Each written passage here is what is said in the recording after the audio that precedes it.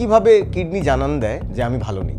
Kidney is a silent killer, kidney diseases are silent killer, মানে most of the কেসেসে হয়তো kidney কোনো জানানই দেবে না। কোন কোন চেক আপগুলো আমাদের করা উচিত কিডনির ব্যাপারটা ঠিকঠাক আছে কিনা জানার জন্য? দুটো টেস্ট বেসিক, সেরাম ক্রিয়েটিনিন মানে ব্লাডের ক্রিয়েটিনিন আর ইউরিনের হচ্ছে প্রোটিন টেস্ট। সব ব্যথার ওষুধই কি কিডনিকে খারাপ করে? ব্যথার ওষুধ কিডনিকে ক্ষতি করে, এটা তো এস্টাবলিশড ফ্যাক্ট। হয়তো একটা খেলেও আমরা দেখেছি এমন হয়েছে যে একটাও দিয়েছে সেটাও ক্ষতি করে, কিন্তু তা বলে ওই যে বললাম আনসুপারভাইজড খাওয়া যাবে না। সুপারভাইজড পেন কিলার কিন্তু খুব খারাপ নয়। অনেকের প্রশ্ন থাকে যে ডাক্তারবাবু আমার একটা কিডনি খারাপ, এই একটা কিডনির খারাপের জন্য অন্য কিডনিটা আমার খারাপ হয়ে যাবে না তো? না, নর্মালি ছোঁয়াচে ব্যাপারটা কিন্তু আমরা পাই না যে এইটাতে হলে ওটাতে হবে। তবে কিছু কিছু রোগ আছে যেটা বোধ কিডনিকেই একসাথে ইনভলভ করে, যেমন ডায়াবেটিক। ইউরিক অ্যাসিড জিনিসটা কি একটু সহজে বোঝান? ইউরিক অ্যাসিডও আমাদের শরীরের একটা নর্মাল বাই প্রোডাক্ট। তো কোন দিকটা ব্যথা করলে আমি বুঝতে পারবো যে এটাতে কিডনির সমস্যা? তবে একটা জিনিস মনে রাখতে হবে, কিডনির পেন যখনই ওঠে নর্মালি দে আর অসহ্য পেন, মানে হালকা কখনো হচ্ছে, ঝুঁকলে হচ্ছে, এই জিনিসগুলো কিন্তু কিডনিতে হয় না। এই মুহূর্তে ভারতবর্ষে কিডনি ট্রান্সপ্লান্টের অবস্থা কি? তো ট্রান্সপ্লান্ট এখন মোটামুটি আমাদের ইন্ডিয়ার মধ্যে মোটামুটি সব জায়গায় অ্যাভেলেবেল, গভর্নমেন্ট বলো প্রাইভেট বলো সব জায়গায় অ্যাভেলেবেল এখন। আমরা জানি যে আমাদের দেহে দুটো কিডনি থাকে। কোনো বাচ্চা যদি একটা কিডনি নিয়ে জন্মায় সে কি স্বাভাবিক জীবনযাপন করতে পারবে? অনেক বাচ্চাই জন্মগ্রহণ করে একটা কিডনি নিয়ে, অথবা একটা কিডনি ভালো, একটা kidney damaged kidney for some reason. তো একটা কিডনি কিন্তু সাফিসিয়েন্ট আমাদের একটা নর্মাল লাইফ লিড করার জন্য। কিডনি ট্রান্সপ্লান্টের যে সার্জিক্যাল প্রসিজিওরটা, এটা কি আপনারাই করে থাকেন? না, নেফ্রোলজিস্ট কিন্তু সার্জারি করে না, সার্জারিটা ইউরোলজিস্ট করে বা ট্রান্সপ্লান্ট সার্জন আছে। Transplant surgeon is the totally different branch. আমরা যেটাকে করি যে কোন পেশেন্টকে আগে লাগবে সেটাকে আমরা আগে ডিটেক্ট করি যে না এই পেশেন্টকে ট্রান্সপ্লান্ট করা উচিত। যে দিতে পারবেন তার সঙ্গে আমরা ম্যাচিং করা বা তার কোনো প্রবলেম হবে কি না, রিস্ক স্ট্র্যাটিফিকেশন, এগুলো নেফ্রোলজিস্টের কাজ। ভবিষ্যতে আর্টিফিশিয়াল কিডনি কি আসতে পারে? মানে এটা একটা রূপকথার গল্পের মতন লেগেছিল স্টুডেন্ট লাইফে, যেটা আমি একটা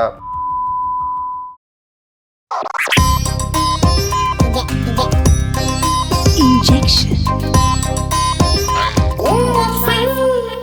হাই, আমি সায়ন। হাই, আমি Kushal. Welcome to another brand new episode of injection podcast. বুঝতেই পারছেন নতুন লুক, মানে শুধু আমার নয়, ডাক্তারবাবুকে কি সায়নের নতুন লোক বিউটিফুল লাগছে, এবং তার সাথে আমাদের সেটআপটা দেখছেন কি সুন্দর লাগছে।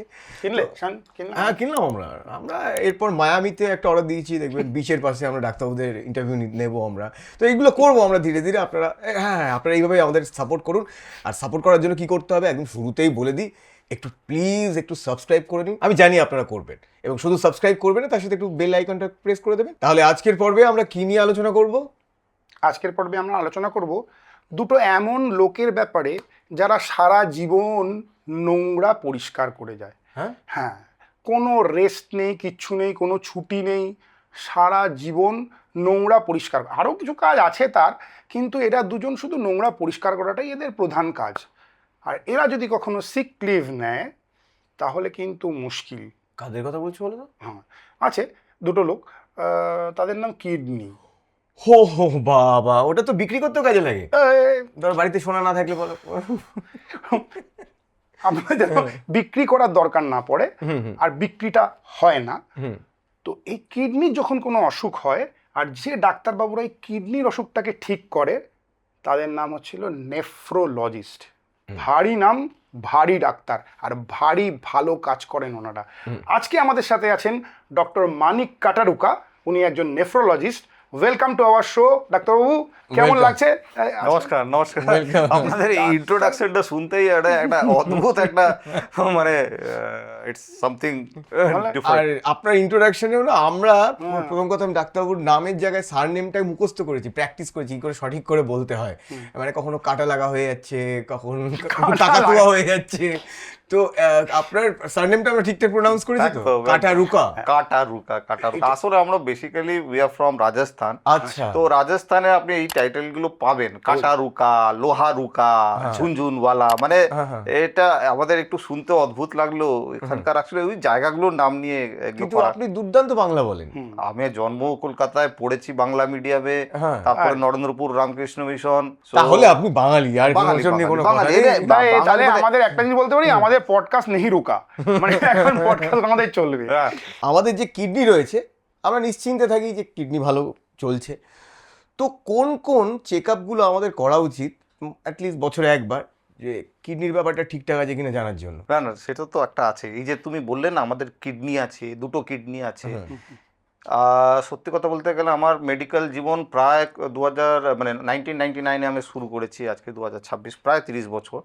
তো এইখানে একটা অনেকটা আমি যে জানি, সেটা হচ্ছে যে প্রথম কথা হচ্ছে তখনকার যুগে, সত্যি কথা বলতে আমার বাবা মাকেও যদি জিজ্ঞেস করি, বাবা তখনকার যুগে লোকে যে কিডনি বলে যে আমাদের দুটো অর্গান আছে সেটারও খুব একটা আইডিয়া ছিল না। সেইখান থেকে আজকে এসে তুমি আমাকে প্রশ্নটা করছো যে কিডনির জন্য কি টেস্ট করবো, দ্যাটস আ লং জার্নি সত্যি কথা বলতে গেলে। মানে প্রথম কথা হচ্ছে ডাক্তারবাবুও জানেন যে আমরা যখন স্টুডেন্ট ছিলাম তখন কিডনি নিয়ে পড়া বা কোয়েশ্চেন বলতে গেলে একটা কি ম্যাক্সিমাম কোয়েশ্চেন, আর জেনারেল লোকেদের কাছেও কিডনি বলতে গেলে একটা মানে না কিছুই, মানে অলমোস্ট ইটস অনলি, মানে অর্গান বলতে তখন ছিল হার্ট, ব্যাস। সেখান থেকে একটা heart and lungs, heart and lungs, ওই আমরা বিট হয় আর শ্বাস নিই, ব্যাস এইটুকুনি কাজ শেষ। সেখান থেকে একটা রাস্তা চলতে চলতে আসা, যে একটা জেনারেল লোকও বুঝতে শুরু করেছে যে আমাদের একটা অর্গান কিডনি দুখানা আছে, খায় না গায়ে মাখে যেটা বলে বেসিক্যালি, সেটাও বুঝতে শুরু করেছে যে না এই দুটোকে খায় বা গায়ে মাখে না, এই দুটো ফিল্টারের কাজ করে, যেটা ডাক্তারবাবু অলরেডি বললেন যে নোংরা পরিষ্কার করে। তো মেন কাজ হচ্ছে নোংরা পরিষ্কার করা। তো নোংরা পরিষ্কার করার মানে আমার কাজ করছে না তখনই বুঝবো যখন আমার শরীরে নোংরা জমে যাবে, সোজা কথা। তাহলে নোংরা জমে যাবে, নোংরা বলতে আমাদের শরীরে অনেক রকমের নোংরা কিডনি পরিষ্কার করে, কিন্তু তার মধ্যে থেকে দুটো নোংরাকে আমরা মেজার করতে পারি, সোজা কথা বলতে গেলে মেজার করতে পারি মানে একটা নোংরা যেটা ফিল্টার কম হয় সেটা হচ্ছে ক্রিয়েটিনিন, ইউরিয়া ক্রিয়েটিনিন যেটাকে আমরা বলি। সো ইউরিয়া ক্রিয়েটিনিন যখনই কিডনি কম কাজ করবে ব্লাড থেকে ইউরিয়া ক্রিয়েটিনিন বেড়ে যাবে। আরেকটা কাজ হচ্ছে যে কিডনি শুধু ছাঁকনি করে তা তো না, কিছু ইম্পর্টেন্ট জিনিস যেটা আছে সেটা আমাদের শরীরে রেখেও দেয়। সব কিছু বের করে দেয় তা না, কিন্তু কিছুটা জিনিস ইম্পর্টেন্ট জিনিস রেখে দেয়। তো যদি আবার কিডনিটা একটা ছাঁকনি, অনেক আমাকে বলে যে ছাঁকনি বেশি, ছাঁকনিটা খারাপ হয় দুভাবে, তুমিও এটা বুঝতে পারবে যে ছাঁকনিটা খারাপ হয় দুভাবে। একটা হতে পারে ছাঁকনিটার মধ্যে ময়লা জমে গেল, নিচের মধ্যে আর কিছু আসছে না, তখন আমরা যেটাকে আমরা নর্মাল খারাপ ভাবি। আরেকটা হতে পারে যদি ছাঁকনিতে ফুটো হয়ে যায়, মানে যাই ঢাললাম নিচে পড়ে গেল, তাহলেও খারাপ। তো যদি আমাদের পেচ্ছাপ থেকে প্রোটিন যদি যেতে শুরু করে, তো ইউরিন প্রোটিন যেটাকে আমরা বলি, সেটা যদি যেতে শুরু করে তখন আমরা বুঝতে পারি যেটা কিডনিটার মধ্যে কিছু একটা গন্ডগোল শুরু হয়েছে। তো বেসিক যদি দুখানা টেস্ট আমাকে জিজ্ঞেস করেন যে কিডনি খারাপ হচ্ছে বা কিডনির কোনো খারাপ লক্ষণ দেখা দিচ্ছে, দুটো টেস্ট বেসিক, সেরাম ক্রিয়েটিনিন মানে ব্লাডের ক্রিয়েটিনিন, আর ইউরিনের হচ্ছে প্রোটিন টেস্ট। অনেক অ্যাডভান্স টেস্ট আছে আলাদা করে বলতে গেলে, হয়তো কিডনির আলট্রাসাউন্ড করা বা সিটি স্ক্যান করা, সেগুলো অনেক রকমের টেস্ট আছে। এইগুলো করার কোনো দরকার নেই, এগুলো এক্সপেন্সিভ, আর এগুলো ডাক্তারবাবুরা আপনাকে প্রেসক্রাইব করবে তখনই করবেন। এমনি যদি আপনি নিজে একটা বলেন না বছরে একবার একটা হেলথ চেক আপ করাতে, তো তার মধ্যে এই বেসিক দুটো টেস্ট আপনি করতে পারেন যদি আপনার কিডনির স্বাস্থ্য সম্বন্ধে আপনি জানতে চান। একটা জিনিস আপনি এক্ষুনি বললেন, মানে এই যে প্রোটিন লিক, তো একটা এখন খুব শুনতে পাই আমরা যে প্রস্রাবে ফেনা হচ্ছে, পেচ্ছাপ করছি প্রচুর ফেনা হচ্ছে। তো এখনকার দিনে যে মানে ওয়াশরুমের যে কনসেপ্টটা, সেখানে তো ওয়েস্টার্ন কমোডি থাকে, আর বিশেষ করে ছেলেরা তো দাঁড়িয়েই প্রস্রাব করে। তো ওই উপর থেকে যখন ওই জলে প্রস্রাবটা পড়ে তখন প্রচুর ফেনা এমনিই তৈরি হয়। তো আমি নর্মাল ফেনা হচ্ছে নাকি এটা অ্যাবনর্মাল ফেনা হচ্ছে, একটা ছেলে, একটা পুরুষের জন্য বলছি, সে বুঝবে কি করে? দেখো এটা বোঝা মানে সত্যি কথা বলতে গেলে আমরা যখন প্রথম আমরা ডাক্তারিতে এই কি বলবো মানে পাবলিক অ্যাওয়ারনেস প্রোগ্রাম শুরু করি, একটা কিডনি রোগের একটা বেসিক সিমটমস হচ্ছে যে পেচ্ছাপে ফেনা হওয়া। তো আমরা সব সময় এই মানে পাবলিক অ্যাওয়ারনেসে কোথাও লেখা বলুন বা জেনারেল অ্যাওয়ারনেস ক্যাম্পে গিয়ে আমরা সবসময় বলতাম যে পেচ্ছাপ ফেনা হলে সাবধান পেচ্ছাপ। কিন্তু এখন এটা এমন একটা প্যানিক স্তরে চলে গেছে, যেটা ডাক্তারবাবু অলরেডি বললেন, যারা মিনিমাম ফেনা হলেই কিন্তু একটা লোকে ভয় পাচ্ছে এবং সেই ভয় পেয়ে যাচ্ছে। এখন ফেনা মানে এটা ঠিক কথা যে আমাদের কোমর, আগে আমাদের যেটা ছিল ইন্ডিয়ান টয়লেটস, যেখানে আমরা জল থাকতো না, একটা প্যান থাকতো, আমরা ইউরিন করলাম, ফেনাটা হতো না। কিন্তু এখন ওই কোমোড আছে, করলে ফেনা হবে। আমরা ডাক্তারি ভাষায় বলি তখনই মানে বেশি ভয় পাওয়াটা তখনই যখন আপনার মানে ফেনাটা ফ্লাশ করে দেওয়ার পরেও থেকে যাচ্ছে। মানে আমরা ইউরিন করলাম, ইউরিনের সময় তো হবেই, কিছু তো ফেনা প্রোডাকশন হবে, কিন্তু যদি আমরা ফ্লাশটা করে দেওয়ার পরেও দেখা যাচ্ছে যে একটা সিগনিফিক্যান্ট অ্যামাউন্ট, মানে একদম সাবানের ফেনার মতন যদি ফেনা থেকে যাচ্ছে, সেটাকে আমরা বলি রিস্ক। আপনার যদি দেখছেন যে না বাবা আমার সন্দেহ হচ্ছে যে না আমার বোধহয় আমার কিডনির কোনো সমস্যা হচ্ছে, আমি নর্মাল ফেনাতে, এখন এগুলো খুব এক্স্যাক্টলি মানে ভেগ কথা যে আমি ফ্লাশ করলেই যে আপনার ফেনা হলে তবেই আপনার কিডনি প্রবলেম নইলে নয়, এগুলো কিন্তু খুব ভেগ কথা। তো ফেনা হলো, আপনি ডাক্তারের কাছে গেলেন, ডাক্তার ওই বলবে যে আপনি ইউরিন প্রোটিন টেস্ট করুন, ইউরিন প্রোটিন থাকলে সেটা সিগনিফিক্যান্ট যা মানে তার নেক্সট টেস্ট করতে হবে। আর যদি না থাকে ইউ বি কাম, মানে আমি যেটা আজকাল খুব মানে ফেস করছি যে আমাদের কাছে আসছে পেশেন্ট এই ফেনা হচ্ছে, আমরা তার সমস্ত রকম টেস্টও করিয়ে নিচ্ছি, কিন্তু তার মাথার থেকে এটা বের করতে পারছি না যে তোমার বাবা কোনো রোগ নেই কিডনি, তোমার ফেনা হচ্ছে দ্যাটস বিকজ অফ, কারণ আমাদের ইউরিনে না প্রোটিন ছাড়া কিছুটা ফসফেটও বেরোয়, এবং ফসফেটও অনেক সময় কিছুটা ফেনা প্রোডাকশান করে। আবার দেখবেন ফেনাটা অনেক সময় সকালের দিকে বেশি হচ্ছে, ঠিক আছে, মানে একদম ফার্স্ট ইউরিন যখন করছেন তখন বেশি হচ্ছে, দিনের বেলা একটু বেশি জল খেলে হচ্ছে না, কারণ আমাদের এই ভ্যারিয়েশনগুলো চলতে থাকে। অতএব ফ্যানা নিয়ে যে সবসময় ভয় পেতে হবে তা না, তবে আমার অ্যাডভাইস যদি কিছু মানে মানে if you are in a high risk category, আপনি ডাক্তারের কাছে যান, উনি কিছু টেস্ট করে নেবেন, টেস্টগুলো যদি অ্যাবসোলুটলি নর্মাল থাকে আমার মনে হয় ফ্যানা নিয়ে খুব একটা ভয় পাওয়ার কিছু নেই। আর কিভাবে কিডনি জানান দেয় যে আমি ভালো নেই? দেখো কিডনি মানে আমরা অনেক যেটা আমরা ইউজ করি সেটা হচ্ছে kidney is a silent killer, kidney Right. Diseases are silent killer. মানে মোস্ট অফ দ্য কেসেসে হয়তো কিডনি কোনো জানানই দেবে না, আপনি হয়তো মানে যতক্ষণ না if you are doing this test আপনার কিডনি কিছু জানানই দেবে না। কিছু ক্ষেত্রে যে সিমটমসগুলো আমরা পাই সেটা হচ্ছে পা ফুলে যাওয়া, বা ইউরিনে খুব বেশি ফেনা হওয়া, বা হঠাৎ করে আপনার ব্লাড প্রেশারের রোগ ধরা পড়া, খিদে কম পাওয়া, মানে একটু প্যালার মানে রক্তল্পতা যেটাকে বলা হয়, রক্তল্পতা দেখা দেওয়া, দিস আর দ্য সিমটম, বা টায়ার্ডনেস এসে যাওয়া। কিন্তু এইগুলো না মানে সব সময় না বোঝা খুব শক্ত হয়, যেগুলো টায়ার্ডনেস, মানে এইগুলো খুব অল্প অল্প করে মানে কিডনিটা তো খারাপ হয় এমন তো না যে মানে মোস্ট অফ দ্য কেসেস এগুলো খুব স্লোলি ওভার দ্য ইয়ার্স, মানে ওভার 10 ইয়ার্স 15 ইয়ার্স কিডনিটা খারাপ হয়। তো এই পয়জনগুলো যেগুলো জমে খুব স্লোলি জমে, তো স্লোলি জমলে যেটা হয় যে আপনি বুঝতে পারেন না, মানে আপনার শরীরে পয়জনটা অল্প অল্প করে বাড়ছে, so your body get accustom to that poison, সো সেই পয়জনগুলো জমতে থাকে, তার ফলে আপনি বুঝতে পারেন না, বা আপনার আশেপাশে যারা আছেন তারাও কিন্তু এই সিমটমসগুলো ম্যাক্সিমাম ক্ষেত্রে বুঝতে পারে না যে আমার একটা কিডনিতে সিমটমস হচ্ছে বা কিডনির জন্য আমার সিমটমস হচ্ছে।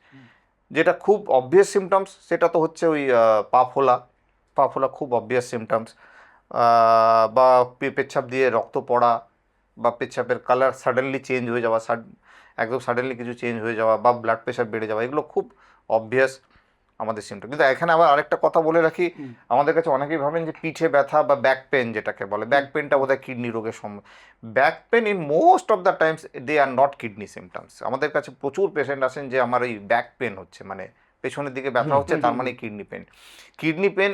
কিডনি এমন একটা অর্গ্যান বেসিক্যালি, মানে it doesn't have any nerve fibre, মানে ব্যথার কোনো ফাইবার নেই। So most of the cases kidney রোগে কিন্তু ব্যথা হয় না, এক্সেপ্ট যদি আপনার স্টোন অথবা টিউমার্স থাকে। তো স্টোন টিউমার না থাকলে মানে ব্যথা নিয়ে কিন্তু মানে কিডনি পিঠে ব্যথাটা কিন্তু kidney symptoms most of the কেসেসে হয় না। কোন দিকটা ব্যথা করলে আমি বুঝতে পারবো যেটাতে কিডনির সমস্যা, মানে কিডনির ব্যথাটা পেটের এক্স্যাক্টলি কোন জায়গাটা হয়, একটু হাত দিয়ে দেখা? না হাত দিয়ে দেখানোর কিছু নেই, এগুলো খুব মানে কিডনির ব্যথাটা যে এক্স্যাক্ট কোন লোকেশনে হবে তা বলা হয় না। তো আমাদের যদি এমনি যেটা থিওরিটিক্যালি বলা হয় রেনাল অ্যাঙ্গেল টেন্ডারনেস, ওই পিঠের একটা স্পেসিফিক পয়েন্ট মেডিকেল সায়েন্সে আমাদের শেখানো হয় যেগুলো টিপলে ব্যথা হবে, কিন্তু সেগুলো মানে মোস্ট অফ দ্য কেসেসে থিওরিটিক্যাল। কিডনি পেন হয় ম্যাক্সিমাম আমরা যেটা দেখি যখন স্টোন আপনার পাস করে, মানে স্টোন থাকলেই যে পেন হবে তা নয়, মেনলি স্টোন যখন আপনার পাস করবে মানে ইউরেটার মানে কিডনি থেকে যখন আপনার ব্লাডারে আসছে ওই সময়টা পেন হয়। তো সেই জন্য পেনটা একেবারে আমাদের কিডনি থেকে শুরু করে পেচ্ছাপের থলি যে রাস্তাটা সেই রাস্তা ধরে পেনটা হবে। তো সবসময় যে ক্লাসিক্যালি ওরকমই পেন হবে তা নয়, তবে একটা জিনিস মনে রাখতে হবে, কিডনির পেন যখনই ওঠে নর্মালি দেয়ার অসহ্য পেন, মানে হালকা কখনো হচ্ছে ঝুঁকলে হচ্ছে, এই জিনিসগুলো কিন্তু কিডনিতে হয় না। কিডনির পেন মানে constant pain, and they will মানে normally they are unbearable pain, মানে অসহ্য পেন হয়, মানে রেনাল কলিক যেটাকে আমরা বলি, যেটা মানে আপনাকে ডাক্তারের কাছে যেতে বাধ্য করবে, মানে you have to take a immediate consult, এত ব্যথা হয়। এবং অনেক সময় পেচ্ছাপ দিয়ে সেটাতে ওটার সঙ্গে রক্ত পড়তে পারে বা পেচ্ছাপ আটকে যেতে পারে, তখন আমরা বলি যে না এই পেনগুলো মোস্ট লাইকলি বোধহয় আপনার কিডনির জন্য হচ্ছে। একটা খুব ইম্পর্টেন্ট জিনিস, এই রক্ত পরীক্ষা যখন আপনারা করতে দেন, এই ক্রিয়েটিনিন যখন একটা পরীক্ষা দেন কোনো পেশেন্টকে, তখন সে যদি দেখে যে নর্মালের থেকে আমার একটু বেশি হয়ে গেছে, সে ভীষণ চিন্তায় পড়ে যায়। সে ভাবে আমার কিডনিটা একদম নষ্ট হয়ে গেছে। তো এই ক্রিয়েটিনিন কত অবধি ঠিক আছে আর তারপরে গেলে একটু অসুবিধা আছে, এরকম কি কিছু আছে? দেখো এইরকম এক্স্যাক্ট, দেখো এ তো ল্যাবরেটরি ভ্যালুগুলোতেই আমাদের লেখা থাকে যে একদম। 0.8 to 1.2 নর্মাল, বা কোথাও লেখা থাকে 0.6 to 1, কারণ এগুলো ল্যাব টু ল্যাব ডিফার করে। এবার এটা তো ঠিকই যে আমার বা আপনার যদি কারোরই যদি একটা ক্রিয়েটিনিন বাড়ে, সে একটা প্যানিক হবেই, মানে এটা খুব অ্যাবনর্মাল নয়। কিন্তু এটাও ঠিক যে ক্রিয়েটিনিন অল্প বাড়লো মানে যে আমার কিডনি পুরো নষ্ট হয়ে গেল, এবার আমার ডায়ালিসিস করতে হবে বা আমার বাঁচার কোনো জায়গা নেই, এটা কিন্তু একদমই ভাবার মানে কারণ নয়। কারণ এই যে ক্রিয়েটিনিনের রেঞ্জ, মানে আমাদের কিডনির রিজার্ভটা বিশাল বড়, যেটা অলরেডি বলি আমাদের অলরেডি দুখানা কিডনি আছে। আমরা জানি যে আমাদের দেহে দুটো কিডনি থাকে। কোনো বাচ্চা যদি একটা কিডনি নিয়ে জন্মায়, সে কি স্বাভাবিক জীবনযাপন করতে পারবে? দেখো সায়ন, মানে আমাদের কিডনি দুখানা না, মানে একটা পুরোপুরি রিজার্ভ কিডনি, মানে আমাদের একটা kidney sufficient for to live a healthy life in most of the cases. So আমরা এমন অনেক বাচ্চাই মানে আমরা পাই না বলবো না, তবে এমনও নয় যে খুব ফ্রিকোয়েন্ট, বাট অনেক বাচ্চাই জন্মগ্রহণ করে একটা কিডনি নিয়ে, অথবা একটা কিডনি ভালো, একটা kidney damaged kidney for some reason. So একটা কিডনি কিন্তু সাফিসিয়েন্ট আমাদের একটা নর্মাল লাইফ লিড করার জন্য। তবে একটা জিনিস ঠিক যে একটা কিডনি নিয়ে জন্মালে যেটা প্রবলেম হলো, আপনার একটা রিজার্ভটা কমে গেল, মানে ওইটায় যদি কোনো রোগ হয় আপনার কাছে আর কোনো রিজার্ভ থাকলো না। দুটো থাকলে একটাই প্রবলেম হলে আপনার একটা রিজার্ভ থাকলো। একটা কিডনি যদি আপনার কোনো প্রবলেম না হয়, you can live your entire life healthy. প্রবলেমটা হচ্ছে যে আপনার কাছে আর কোনো ব্যাংক রিজার্ভ নেই। আর যাদের এরকম থাকে তাদের কি আলাদা করে কোনো প্রিকশনারি মেজার কিছু নিতে হয় না? নরমাল লাইফ তারা লিড করতে কোনো পারে? প্রিকশন দরকার নেই, তাদের নর্মাল লাইফ, মানে একদমই নর্মাল লাইফ চলবে। প্রবলেমটা হচ্ছে যদি ওই কিডনিতে কোনো ইটসেলফ যদি কোনো ভবিষ্যতে কোনো একটা প্রবলেম হলো, টিউমার হলো, স্টোন হলো বা সামথিং কিছু হলো, সেটা তো আমরা প্রেডিক্ট করতে পারবো না, মানুষের অন্য প্রবলেমও হতে পারে। তো সেইটাতে প্রবলেম, মানে আপনার বোঝাতে পেরেছি, মানে ব্যাংকের ব্যালেন্সটা নেই, কিন্তু আপনার যা রোজগারটা আছে আপনি লাইফটা চালাতে পারবেন। স্যার, অনেকে তো জানতেও পারে না যে আমি একটা কিডনি নিয়ে জন্মেছি। জানার তোমার দরকারও নেই, মানে in fact if you are living a healthy life, তোমার জেনে কি হবে যে তোমার একটা আছে না দুটো আছে। আমি এমন অনেক পেশেন্ট পেয়েছি যারা ওই প্রেগনেন্সির সময় নর্মাল আল্ট্রাসাউন্ড করাতে গেছে, প্রেগনেন্সির সময় আল্ট্রাসাউন্ড করতে গিয়ে জানতে পেরেছে আরে আমার তো একটাই কিডনি আছে। অ্যাক্সিডেন্টালি ডিটেক্টেড, মানে বেসিক্যালি আল্ট্রাসাউন্ডটা হয়েছে প্রেগনেন্সি করার জন্য, বাচ্চাদানি যেটা আমরা বলি সেটা একদমই কিডনির যেহেতু পাশেই থাকে। তো ওই সময়টা ওই যারা রেডিওলজিস্ট যখন আল্ট্রাসাউন্ড করতে গেছেন, উনি দেখে বলেছেন আরে তোমার তো একটা মাত্র কিডনি।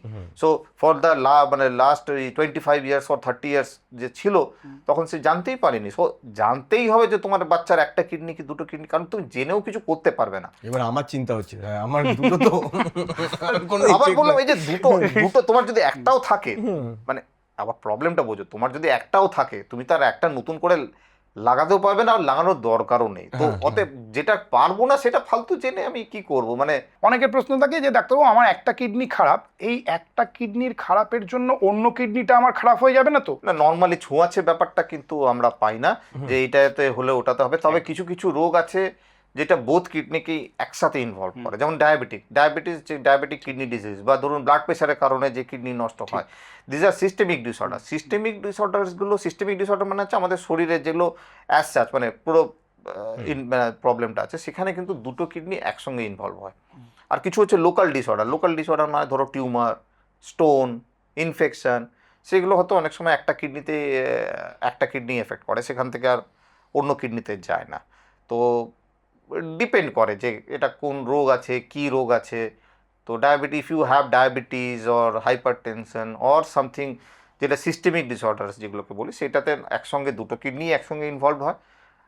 আর যদি লোকাল ডিসঅর্ডার্স হয়, সেখানে কিন্তু মোস্ট অফ দ্য কেসেসে আমরা দেখেছি যে একটা কিডনি। আর একটা খুব কমন ডিজিজ কিডনির দেখা যায়, সেটা হচ্ছে হলো সিস্ট কি কিডনির ভিতরে সিস্ট? দেখো সিস্ট তো আমাদের শরীরের যে কোনো জায়গায় হতে পারে। সিস্ট একটা কিছুই না, জাস্ট একটা মানে ছোট্ট নন বেনাইন টিউমার, মানে এগুলো নন ক্যান্সারাস টিউমার আর কি। আমাদের অনেক মানে আমাদের কারোর লিভারে সিস্ট হয়, কারোর পেটে সিস্ট হয়, কারোর স্কিনে সিস্ট হয়। তো সিস্ট আমাদের বডিতে যে কোনো জায়গায় হতে পারে। তো কারোর আমাদের কিডনিতেও সিস্ট হতে পারে। এই সিস্টটা কারোর জন্ম থেকেও থাকতে পারে, আবার কারোর বয়স হলেও হতে পারে। তো সিস্ট একটা নর্মাল মানে নর্মাল ডিফর্মিটি, মানে আমাদের শরীরে যাদের কারোর ধরুন আঁচিল থাকে বা সামথিং এরকম থাকে, তো সেরকম সিস্ট একটা নর্মাল ডিফর্মিটি, ভেতরে একটা জল, পিওর পরিষ্কার জল থাকে, তো এটা ক্ষতিকর কিছু নয়। কিডনিতে সিস্ট থাকে, এটা কিভাবে ট্রিটমেন্ট করেন, কিভাবে? নর্মাল ট্রিটমেন্ট লাগেই না, লাগেই সত্যি না। কথা বলতে গেলে মোস্ট অফ দ্য কেসেসে ট্রিটমেন্ট লাগে না। তবে এই সিস্ট যদি বেশি হয়, মানে আমাদের একটা কি দুটো সিস্ট থাকলে নর্মালি ট্রিটমেন্ট কিছু লাগে না, যদি না এটা ক্যান্সারাস কিছু থাকে, থাকে না মোস্ট অফ দ্য কেসেসে সিস্টগুলো ভালোই সিস্ট হয়, কিছু কিছু ক্যান্সারাস হয়, তো ক্যান্সারাস হলে তো আলাদা কথা। আর যদি ক্যান্সারাস না থাকে তাহলে মোস্ট অফ দ্য কেসেসে কোনো ট্রিটমেন্ট দরকার নেই আপনার, আপনি শুধু ওটা ওই অনেকটা ওই সিঙ্গেল কিডনির মতনই, আল্ট্রাসাউন্ড করতে গেলেন কোনো কারণে, হয়তো পেটে ব্যথা হয়েছে বা গল ব্লাডারে স্টোন ছিল, আল্ট্রাসাউন্ড করতে গেছে, ডাক্তারবাবু দেখেছেন, রেডিওলজি দেখেছেন যে আপনার একটা সিস্ট আছে, তো মোস্ট অফ দ্য কেসেসে দিজ আর ইনসিডেন্টাল মানে হঠাৎ করে পাওয়া যায়। তবে কারোর ফ্যামিলিয়াল সিস্টের রোগ থাকে, যেমন মানে সিস্ট মানে দুটো কিডনিতেই মাল্টিপল সিস্ট, সেটা আবার জন্ম থেকেও থাকতে পারে, কারোর বয়স হলে ডেভেলপ করে, কিছু কিছু ক্ষেত্রে এটা আবার ফ্যামিলিতে রান করে। তো কিছু কিছু সিস্টের ভ্যারিয়েন্ট আছে যেগুলো ধীরে ধীরে কিডনিকে নষ্ট করতে পারে, but they are rare type. Most আমরা যেগুলো পাই, মানে ধরুন 100 কেন 1000-এর মধ্যে 999 জনের যে সিস্ট থাকে, দে আর গুড সিস্ট মানে কোনো ক্ষতি কিছু করে না, ভালো থাকে। মানে আপনার সিস্ট থাকলে নর্মালি আমরা যেটা বলি, হয়তো ওই 2 বছর 3 বছরে একবার করে আল্ট্রাসাউন্ড করে দেখে নেওয়া যে এটা কোনো ক্ষতি হচ্ছে কিনা, ব্যাস যেইটুকুনি, চিন্তা করার মতন কিছু নয়। এবার আসি কিডনি হেলথের সাথে ডিরেক্টলি রিলেটেড জল খাওয়া, এটা নিয়ে প্রচুর কথাবার্তা রয়েছে। অনেকেই মনে করেন যে প্রচুর, যত বেশি আমি জল খাবো, মানে 20-25 লিটার, তাহলে আমার কিডনি একেবারে পুরো ঝকঝকে চকচকে থাকবে। তো আপনি প্রথমে বলুন যে কত লিটার আমাদের জল খাওয়া উচিত কিডনি ভালো রাখার জন্য, আর তার থেকে বেশি হলে কি কিডনির ক্ষতি হতে পারে? দেখো, জল খাওয়াটাও আগেন আমাদের যদি অ্যাজ এ নেফ্রোলজিস্ট আমার সাজেশন জিজ্ঞেস করেন, আপনার মানে যতটুকুনি শরীরের দরকার, মানে যতটুকুনি পিপাসা পায় সেইটুকুনি জল। এখন তাতে তোমার হয়তো 4 লিটার লাগে, আমার 2 লিটার লাগে, একজনের 6 লিটার লাগে, সেটা জলের যতটা requirement that is sufficient for kidney. মোটামুটি একটা এভারেজ গাইডলাইন যদি অ্যাভারেজ বলেন। বললাম না, আবার বললাম না, মানে এটা ডিপেন্ড করে যে তুমি কোন এরিয়ায় আছো, কলকাতায় আছো, আর কলকাতায় থাকলে তুমি বাইরে কাজ করছো, বাড়িতে বসে আছো, মানে তোমার পিপাসা যতটা পায়, মানে মানে আপনি জোর করে জলটাকে রেস্ট্রিক্টও করবেন না, আবার সকাল সকাল উঠে 4 লিটার জল খেয়ে নিলেও যে এক্সট্রা আমার কিডনির কোনো বেনিফিট হয় তা কিন্তু নয়। কিডনির কাজ হচ্ছে আমার শরীরে জল আছে সেটাকে ফিল্টার করা, মানে এটা এই নয় যে ফিল্টারের মধ্যে বেশি জল ঢেলে দিলাম তো কিডনির নোংরাগুলো বেরিয়ে যাবে, তা কিন্তু মানে হয় না। মানে কিডনি ডাজেন্ট ওয়ার্কস লাইক আমাদের ওই বাড়ির ফিল্টারের মতন যে আমি জল ঢেলে ওটাকে পরিষ্কার করে দিলাম, ওভাবে হয় না। মানে এগুলোতে মেমব্রেন, তো মানে এই মেমব্রেনগুলোকে ওভাবে পরিষ্কার করা যায় না, মানে জল দিয়ে এক্সেস জল দিয়ে পরিষ্কার করা যায় না। অতএব তোমার যতটা জল লাগবে সেই পরিমাণ জল খাও, তবে জলের কোয়ালিটিটা ভীষণ ইম্পর্ট্যান্ট। ওকে, এটা কিভাবে ঠিক করবো? মানে জলের কোয়ালিটিটা আমি এই জন্য বলতে চাইছি, কিন্তু আজকাল দেখা যাচ্ছে যে কিছু কিছু এরিয়া যেখানে ক্রনিক কিডনি ডিজিজ খুব বেশি হচ্ছে, যেমন ধরুন আন্ধ্রপ্রদেশের কিছু এরিয়া আছে, তো এইগুলোকে সাসপেক্ট করা হচ্ছে যে কিছু যে জলের মধ্যে হায়ার রাসায়নিক বা কেমিক্যালস বা আননোন সাবস্টেন্স আছে বা হেভি মেটালস আছে, সেই জলের কোয়ালিটি কিন্তু মানে সেগুলো সবসময় যে ফিল্টারেবল তাও নয়, যে আমরা নর্মাল ফিল্টার করে বা ফুটিয়ে দেখলো, মানে এগুলো মানে এমনভাবে মিশে থাকে, সেগুলো কিন্তু আমাদের কিডনির ওই যখন মানে যাবে তো আলটিমেটলি সব বেরোবে তো কিডনি দিয়েই, যাই আমার শরীরে ঢুকছে বেরোবে তো কিডনি দিয়ে, আর তো বেরোনোর জায়গা নেই। তো ওগুলো যখন কিডনির মধ্যে পৌঁছবে তখন কিন্তু ওইগুলো কিন্তু কিডনিতে ড্যামেজ করছে। তো জলের কোয়ালিটিটা ইম্পর্টেন্ট। আর অ্যাজ সাচ মানে আপনি যখনই মানে আমার এই জন্য কথা হচ্ছে যে পরিমাণ, যে মানে এমন নয় যে আপনাকে আরও ফিল্টারের জলই খেতে হবে, আরও ফিল্টারই খেতে হবে তা না, তবে পরিষ্কার জল খান।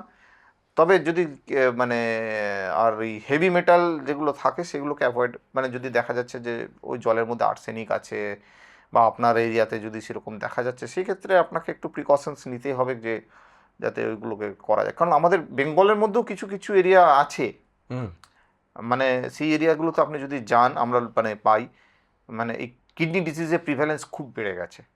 তো সেগুলো আমার মানে এটা মানে এখনও স্টাডি হয়নি বা ওরকম এখনও স্তরে চলছে, হতে পারে যে জলের বা কেমিক্যাল, মানে কিছু তো একটা কেমিক্যাল শরীরে ঢুকছে, সেটা জল দিয়ে হোক খাবার দিয়ে হোক কোথা দিয়েও কিন্তু ঢুকছে। তো এই কেমিক্যালের ব্যাপারটা কিন্তু খুব সাবধান থাকতে হবে। আমরা অন্য জলের কথা কিন্তু যাবো না, আমরা জল খাবারের মধ্যেই থাকবো। একদম। হ্যাঁ। আর খাবার দাবারও খুব গুরুত্বপূর্ণ, যেটা ডাক্তারবাবু কিছুক্ষণ আগে বলছিলেন যে ঠিকঠাক খাবার খাওয়া, এবং ওটা নিয়ে আমরা আসবো যে মানে ফুড হ্যাবিটের সাথে কিভাবে কিডনি হেলথ জড়িয়ে। কিন্তু তার আগে ডাক্তারবাবুর খাবারের ব্যবস্থা করি আমরা। একদম একদম, যাতে ভালো রান্না বান্না করে, তাই ডাক্তারবাবুর জন্য রয়েছে আমাদের গিফট পার্টনার শালিমারের তরফ থেকে গিফট হ্যাম্পার। একদম, এখানে রয়েছে ডাক্তারবাবু রান্নাঘরের জন্য সমস্ত সামগ্রী। দুর্দান্ত দুর্দান্ত রান্না করেন ডাক্তারবাবু, আর আমাদের একটু নেমন্তন্ন করেন। আর তার সাথে রয়েছে মেরা প্যার শালিমার, সেই নারকেল তেল। Thank you. খাওয়া দাওয়ার প্রসঙ্গ যখন এলো, কি খাবার খেলে আমার কিডনি ভালো থাকবে, এরকম কিছু খাবারের নাম বলুন না। এটা এবারে আমার মনে হয় একটা নেফ্রোলজিস্টের জীবনে সব থেকে বড় মানে প্রবলেমেটিক কোয়েশ্চেন, কারণ এইরকম কোনো খাবার নেই যেটা মানে আপনি এক্স্যাক্ট এটা খেলে কিডনি ভালো হবে। আপনি যদি আপনার উল্টোটা জিজ্ঞেস করতে তুমি আমাকে কি খেলে খারাপ হবে, অনেকটা ইজি। আচ্ছা, তাই জিজ্ঞেস করলাম। ধরুন ওইগুলো খাবো না, তাহলে ঠিক আছে। দেখো এমনিতে তো নর্মাল খাবার মানে আমাদের হেলদি খাবার যেটাকে বোঝায় সেগুলো কোনোটাই খাবার মানে কিডনি ক্যান হ্যান্ডেল মানে মানে এইগুলোকে খুব ভালো হ্যান্ডেল করতে পারে। আমরা যাই খাই না কেন, মানে আবি যাবি তুমি চাউমিন ফাউমিন খেলেও হ্যান্ডেল করে নেবে। তো ভালো রাখতে গেলে যেটা সব থেকে ভালো কথা হচ্ছে ওই পরিমিত পরিমাণে জল খাওয়া বেশি করে, সবজি খাওয়া বেশি করে, ফল খাওয়া। হ্যাঁ, আর একটা প্রবলেম হচ্ছে না, একটা না আজকাল তো সোশ্যাল মিডিয়া বা ইউটিউব বলো এগুলো মানে কিছু কিছু যেগুলো হয়েছে যে আমরা আগে বলতাম যে কিডনি খারাপ থাকলে এই ফল খাওয়া যাবে না, বা কিডনি খারাপ থাকলে ডাল খাওয়া যাবে না। তো প্রবলেম হচ্ছে যে লোকে ভাবে বোধহয় কিডনি মানে এই ডাল না খেলে বা ফল না খেলে কিডনি ভালো থাকবে, তা কিন্তু নয়। মানে এই আমি একটা কনসেপ্টটাকে আমি মানে একদম পরিষ্কার করতে চাই যে খারাপ থাকলে তোমার অনেকগুলো খাবার বাদ দিতে হবে, কিন্তু তার মানে এই নয় যে ওই খাবারগুলো কিডনি খারাপ করে। মানে কিডনি খারাপ হয়ে গেলে আমাদের এই ফিল্টারগুলো হয়তো ওইটাকে ফিল্টার করতে পারে না, কিন্তু নর্মাল ফিল্টার যখন থাকে কিন্তু ওইগুলো কিডনি খারাপ করে না। মানে আপনি ধরুন আপনার কিছু ফল আছে যেগুলোকে আমরা কিডনি খারাপ পেশেন্টদের বারণ করি, কিন্তু এটা একদমই নয় যে সেই ফলগুলো কিডনিকে খারাপ করে। ইনফ্যাক্ট ফল কিন্তু কিডনির জন্য খুব ভালো।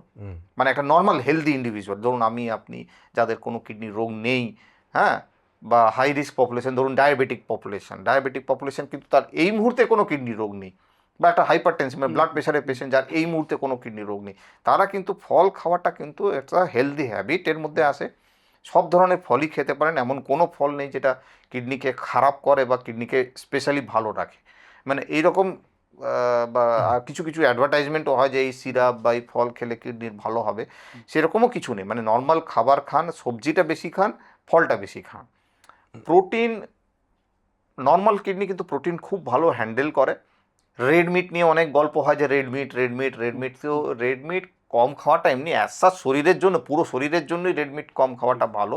এই নয় যে ওটা শুধুমাত্র কিডনিকে ভালো রাখবে, কারণ আমাকে এটা বুঝতে হবে যে কিডনিটা কোনো আইসোলেটেড অর্গান নয়, মানে এটা একটা সিঙ্গেল অর্গান নয় যে আমার এটার মধ্যে শুধু যাবে। তো পুরো, যদি আমার হার্টের সমস্যা থাকে কিডনিতে সমস্যা হবে, আমার যদি লিভারের সমস্যা থাকে কিডনিতে সমস্যা হবে। হ্যাঁ, তো আমার বাকি অর্গানগুলো যেমন ডাক্তারবাবু যেটা বলছিলেন জলের মানে অ্যালকোহল, যেগুলো ধরুন অ্যালকোহল আমরা সবাই জানি যে লিভার খারাপ করে, কিন্তু আবার অ্যালকোহল কিডনিতেও খারাপ করে। স্মোকিং আমরা জানি যে লাংসকে খারাপ করে, কিন্তু সেই ধোঁয়াটা তো শুধু লাংসে থাকছে না, আপনার কিডনিতেও যায়, সেটাও খারাপ করে। এইগুলোই কিডনির ক্ষতি করে। তুমি নর্মাল বাড়ির খাবার খেলে কোনো ক্ষতি হয় না। এবার বাকি যেগুলো বললাম চাউমিন বা ফাস্ট ফুড, এগুলো খেলেও শরীরের অন্য অর্গানগুলোতে ক্ষতি করবে, আলটিমেটলি নিয়ে দিয়ে সেই কিডনি দিয়ে বেরোবে, কিডনিতেও ক্ষতি করবে। তো হেলদি খাবার সব ভালো কিডনি। তো ডাক্তারবাবু, ব্যথার ওষুধ কিডনির জন্য ক্ষতিকারক, সব নয়, কিছু কিছু। তো এখন আমরা দেখতে পাচ্ছি ব্যথা, এই যে পেন, প্রচুর জায়গায় পেন ক্লিনিক খোলা হয়েছে। ব্যথা তো লোকের প্রচুর বেড়ে গেছে। আগে তো লোকের দেহে ব্যথা ছিল, বুকে ব্যথা ছিল, এখন তো মানে কোথায় না ব্যথা নেই, এরকম হয়েছে। আর একটু বয়স হয়ে গেলে তো তার ধরুন কোনো হাঁটুর প্রবলেম বা ধরুন অন্য জায়গায় ব্যথা, তাকে তো একটা অনেক দিনের জন্য তাকে ব্যথার ওষুধ হয়তো খেতে হয়। Are being a dental surgeon আমি বলছি, যার দাঁতের ব্যথা আছে কিন্তু এরা বয়স্ক লোক, তাকে তো দাঁতের ব্যথা কমাতে হবে। সব ব্যথার ওষুধই কি কিডনিকে খারাপ করে? খুব ভালো কোয়েশ্চেন। মানে এখনকার যুগের জন্য মানে সত্যি কথা বলতে গেলে এই পেন কিলার্স তো একটা বড় সমস্যা। মানে দেখো, পেন কিলার হবে, আমি যদি একজন ডাক্তার নেফ্রোলজিস্ট হিসাবে বলে দিই ভাই পেন কিলার খাবে না, সেটা তো সম্ভব নয়। মানে একটা মানুষ তো ব্যথা নিয়ে বাঁচতে পারে না। আবার এটাও ঠিক যে আপনার কিডনি যদি ভালো থাকে, মানে তোমার কিডনি যদি ভালো আছে, normal function, kidney is absolutely normal, সেই ক্ষেত্রে যদি আপনি 2-3 দিন 1 সপ্তাহ ব্যথার ওষুধ খান আন্ডার সুপারভিশন, সেক্ষেত্রে কিন্তু খুব ক্ষতি হয় না। ক্ষতিটা কোথায় হয়, একদম স্ট্রং পেন মানে unsupervised long time pain killers যারা খাচ্ছে, মানে অনেক সময় হয় যে এই হাঁটুর ব্যথার জন্য একবার হয়তো ডাক্তারবাবু একটা লিখে দিয়েছিলেন, ওই চলছে, যখনই ব্যথা হচ্ছে চলছে, মানে সপ্তাহে হয়তো 4 দিন 5 দিন করে ব্যথার ওষুধ খেয়ে যাচ্ছে। ব্যথার ওষুধ কিডনিকে ক্ষতি করে, এটা তো এস্টাবলিশড ফ্যাক্ট। হয়তো একটা খেলেও আমরা দেখেছি এমন হয়েছে যে একটাও দিয়েছে সেটাও ক্ষতি করেছে, কিন্তু তা বলে ওই যে বললাম আনসুপারভাইজড খাওয়া যাবে না। সুপারভাইজড পেন কিলার কিন্তু খুব খারাপ নয়, সো সুপারভাইজড ওয়েতে খাওন। আপনার যদি কিডনির সমস্যা মাইল্ডও থেকে থাকে, মানে যদি আপনি জানেন যে মাইল্ড আছে, সেক্ষেত্রে আপনি যখন কোনো ডাক্তারবাবুকে দেখাতে যাচ্ছেন, সে হাঁটু ব্যথার জন্যই হোক আর দাঁতে ব্যথার জন্যই হোক, আপনি কিন্তু ডাক্তারকে ইনফর্ম করুন যে আমার কিডনির সমস্যা আছে। কারণ আমাদের কাছে কিছু কিছু পেন কিলার এমন আছে, সেই পেন কিলারগুলো কিন্তু কিডনিকে ক্ষতি করে না, মানে বেশি ক্ষতি করে না। তো আপনার ডাক্তারবাবুকে আপনি যদি জানিয়ে দেন যে আমার কিডনির সমস্যা আছে, সেটা মাইল্ড হোক, সিভিয়ার হোক, হোয়াট এভার, যে আমার একটা কিডনির সমস্যা আছে আগের থেকে আমি জানি, সেক্ষেত্রে তাহলে ডাক্তারবাবু আপনাকে সেই রকমভাবে আলাদা করে সেই সেফ পেন কিলারগুলো দেবেন। তবে সেফ পেন কিলারগুলোর একটাই সমস্যা, যেগুলো খুব স্ট্রং হয় না, মানে সেগুলোতে ব্যথা হয়তো খুব কমে না। তো নর্মাল যদি আপনি হন, সুপারভাইজড ওয়েতে পেন কিলারগুলো খান। আর আপনার যদি কিডনির সমস্যা থাকে, সেক্ষেত্রে আপনি ডাক্তারবাবুকে জানান, ডাক্তারবাবু সেই হিসেবে পেন কিলারগুলো আপনাকে দেবেন। কিন্তু এখন যে আমরা ট্রেন্ডটা দেখতে পাই, সেটা হয়তো কোনো একটা লোক মাইল্ড কোনো একটা কিডনি ডিজিজে সে হয়তো ভুগছে, সে জানেই না তার পেন কিলার বা এই ব্যথার ওষুধ তাকে কতটা ক্ষতি করতে পারে। সে তার পাড়ার দোকানে, ওষুধের দোকানে গিয়ে হাত পাতলো, তাকে একটা NSAID দিয়ে দিল, আর সে সেটা খেতে শুরু করলো। এই জিনিস কবে বন্ধ হবে? হাত পাতলে ওষুধ, এটা তো শুধুমাত্র পেন কিলারগুলোই যে ক্ষতি করছে তা তো নয়। না, আমি সবের আমাদের ব্যাপারে- আমাদের অ্যান্টিবায়োটিক যেহেতু- আছে, মানে আমার মনে হয় পেন কিলারের থেকে অ্যান্টিবায়োটিকটা আমাদের শরীর, মানে সে তো- সমাজকে মানে বেশি ক্ষতি করেছে। হ্যাঁ, মানে এটা নিয়ে আমরা করে দিয়েছে, বহু আলোচনা করেছি দিয়েছে আমাদের already। সাথে। অ্যান্টিবায়োটিক্স, মানে আমরা সত্যি কথা বলতে গেলে না, এই ডাক্তাররা, মানে বিশেষ করে আমি নেফ্রোলজিস্ট, এই মানে একটা তো পেন কিলার নিয়ে আপনি ডিসকাস করলেনই, আরেকটা ছিল আমাদের, যেটা আমরা খুব এখন হেডেক হয়ে দাঁড়িয়েছে আমাদের নেফ্রোলজিস্ট, সেটা হচ্ছে ইউরিনারি ইনফেকশন। মানে প্রথম আমি যখন প্র্যাকটিস শুরু করি, মানে ধরুন বা ডাক্তারি শুরু করি 2004 সালে, তখন আমাদের কাছে ইজিয়েস্ট একটা ইনফেকশন ছিল, সেটা হচ্ছে যে ডাক্তারবাবু জানেন যে তখন আমাদের বলা হচ্ছে যে ইউরিনারি ইনফেকশন, ওই একটা দিনের ট্যাবলেট, দিস ইজ সাফিসিয়েন্ট। কিন্তু আজকের যুগে দাঁড়িয়ে আমি এখন বলে রাখছি, একটা নেফ্রোলজিস্টের হেডেকের বিষয় হয়ে দাঁড়িয়েছে urine infection, because of resistant. And India is a capital of this infection. মানে বিদেশিরা এই যে মানে ইন্ডিয়া এসে ট্রিটমেন্ট করাতে ভয় পাচ্ছে এই ইনফেকশনের জন্য, মানে এমন একটা অবস্থা এখন দাঁড়িয়ে গেছে এই অ্যান্টিবায়োটিক রেজিস্ট্যান্স বলুন, যে বিদেশিরা কিন্তু এখন ইন্ডিয়া এসে ট্রিটমেন্ট, আগে যখন মানে ইজিলি আসতো সেটা আর আসছে না। সো এই যে দোকান থেকে ওষুধ কিনে খাওয়ার, মানে এটা মানে আমাদের সোসাইটিকেই রেসপন্সিবিলিটি নিতে হবে, সোসাইটিকে অ্যাওয়ারনেস বাড়াতে হবে। গভর্নমেন্টের অনেক রেগুলেশন আছে, তো আমাদের কলকাতায় তো আমি তাও দেখি যে ওষুধের দোকানগুলো কিছুটা হলে তাও কন্ট্রোলে আছে, কিন্তু এই গ্রামের দিকে যখন আমরা যাই, বা সাবাবস যেগুলো বল, ধরুন কৃষ্ণনগর বা ডিস্ট্রিক্ট টাউন যেগুলো আছে, এই ডিস্ট্রিক্ট টাউন বলুন আর গ্রামের দিকে বলুন, মানে দুটো জিনিস ঠিক কথা। দেখো, মানুষের হাতে পয়সাও নেই যে সে ডাক্তারকে দেখাবে, ওষুধও খাবে। অসুবিধা তো শুধুমাত্র মানে দোকানদারকেও মানে দোষ দিয়ে তো লাভ নেই, তারাও অনেক সময় হয়তো মানে দোকানে ওখানে ডাক্তারই নেই, বা ধরুন একজন ডাক্তার দরকার, সে হয়তো পরের দিন কি তার পরের দিন আসবে, তো সেই ক্ষেত্রে ওরা চেষ্টা করে। তাও আমার অ্যাডভাইস এটাই থাকবে যে পেন কিলার বা অ্যান্টিবায়োটিক, এই দুটো ক্ষেত্রেই কিন্তু একটু সাবধান হন। ওভার দ্য কাউন্টারগুলোকে মানে মানে হঠাৎ করে দোকানে গেলাম আর নিয়ে নিলাম, এটা কিন্তু না করাই ভালো। তো ইউরিক অ্যাসিড জিনিসটা কি একটু সহজে বোঝান। ইউরিক অ্যাসিডও না আমাদের দেহের না কিছু কিছু নর্মাল, মানে আপনি যখনই কিছু খাবেন, খাওয়া দাওয়া করলে তো তার একটা বাই প্রোডাক্টসও হয়, but this are not harmful by products, মানে কথাটা বোঝা, নন হার্মফুল, মানে এগুলো ক্ষতিকারক নয়, এটা this are normal by product. মানে আমরা কেমিস্ট্রি পড়ার সময়ও জেনেছি একটা দুটো রিয়াকশন হলে একটা সাবস্টেন্স প্রোডাকশন হবে, তো সাবস্টেন্স প্রোডাকশন মানে যে সেটা খারাপ তা তো নয়। তো ইউরিক অ্যাসিডও আমাদের শরীরের একটা নর্মাল বাই প্রোডাক্ট, সো এটা যে সবসময় ক্ষতি করে তা নয়। ইউরিক অ্যাসিড বেড়ে গেলে আর কি। এবার ইউরিক অ্যাসিড বেড়ে গেলে, এবার বেড়ে যাওয়ার কথাটা মানে হচ্ছে যে তোমার নর্মাল লেভেলের ওপরে যাবে। তো এই নর্মাল লেভেলটা এক্স্যাক্ট কত, তোমার জন্য কত, আমার জন্য কত, এটা কিন্তু মানে খুব স্ট্রংলি কোথাও এভিডেন্ট বেস নয়। তো বেড়ে গেলেই যে আপনার শরীরে সেটা ক্ষতিকারক তা নয়। তো আমাদের একটা জিনিস আমরা খুব ক্লিয়ারলি দেখেছি যে ইউরিক অ্যাসিড আর গাউট, মানে গাউট যেটা মানে গাউট একটা স্পেসিফিক রোগ, এই দুটোর মধ্যে একটা পরিষ্কার লিঙ্ক আছে যে ইউরিক অ্যাসিড বেড়ে গেলে গাউট হতে পারে। যদি আপনার গাউট না থাকে তাহলে কিন্তু এমন নেই যে ইউরিক অ্যাসিড যে সবসময় ক্ষতিকারক হবেই, ইভেন কত লেভেলে ক্ষতিকারক কোনো ক্লিয়ার কাট গাইডলাইন নেই। তবে হ্যাঁ, সবসময় যে ইউরিক অ্যাসিড বেড়ে গেলেই আমরা ওষুধ দিই তা নয়। ইউরিক অ্যাসিড দিলে আমরা অনেক সময় ওই বলি খাওয়া দাওয়া কন্ট্রোল করো। খাওয়া দাওয়া বলতে বেসিক্যালি ইউরিক অ্যাসিডে ননভেজ খাবার বা দানা জাতীয় খাবার, ডাল বা ননভেজ, এগুলো থেকে একটু বেশি হয় ইউরিক অ্যাসিড, তো এইগুলোকে আমরা অ্যাভয়েড করতে বলি। আর ইউরিক অ্যাসিড হলেই যে তোমার মানে বেড়ে গেছে বলেই যে ওষুধ খেতে হবে তা নয়। আবার আরেকটা জিনিস খুব ক্লিয়ারলি মনে রাখতে হবে, সেটা যে ইউরিক অ্যাসিড সবসময় মানে আপনার শরীরে যা ব্যথা হচ্ছে পুরো ব্যথাটাই কিন্তু শুধুমাত্র যে ইউরিক অ্যাসিডেরকে আমার ঘাড়ে চাপিয়ে দিলাম সেটা কিন্তু চলবে না। মানে অনেক পেশেন্ট আছে এসে বলে যে হাঁটু ব্যথা হচ্ছে আমার, তার সঙ্গে ইউরিক অ্যাসিডটা বেশি আছে, বোধহয় ইউরিক অ্যাসিডের ওষুধ খেলে বোধহয় হাঁটু ব্যথা কমে যাবে। সো ইউরিক অ্যাসিড কিন্তু কখনো এই হাঁটু ব্যথা বা পিঠে ব্যথা বা মানে এগুলো করে না, মানে জয়েন্ট পেন করে, but there are specific joints for gout. So এই নয় যে আপনার ইউরিক অ্যাসিড বেশি আছে, আমি ইউরিক অ্যাসিডটাকে কমিয়ে দিলে আপনার হাঁটু ব্যথা কমে যাবে।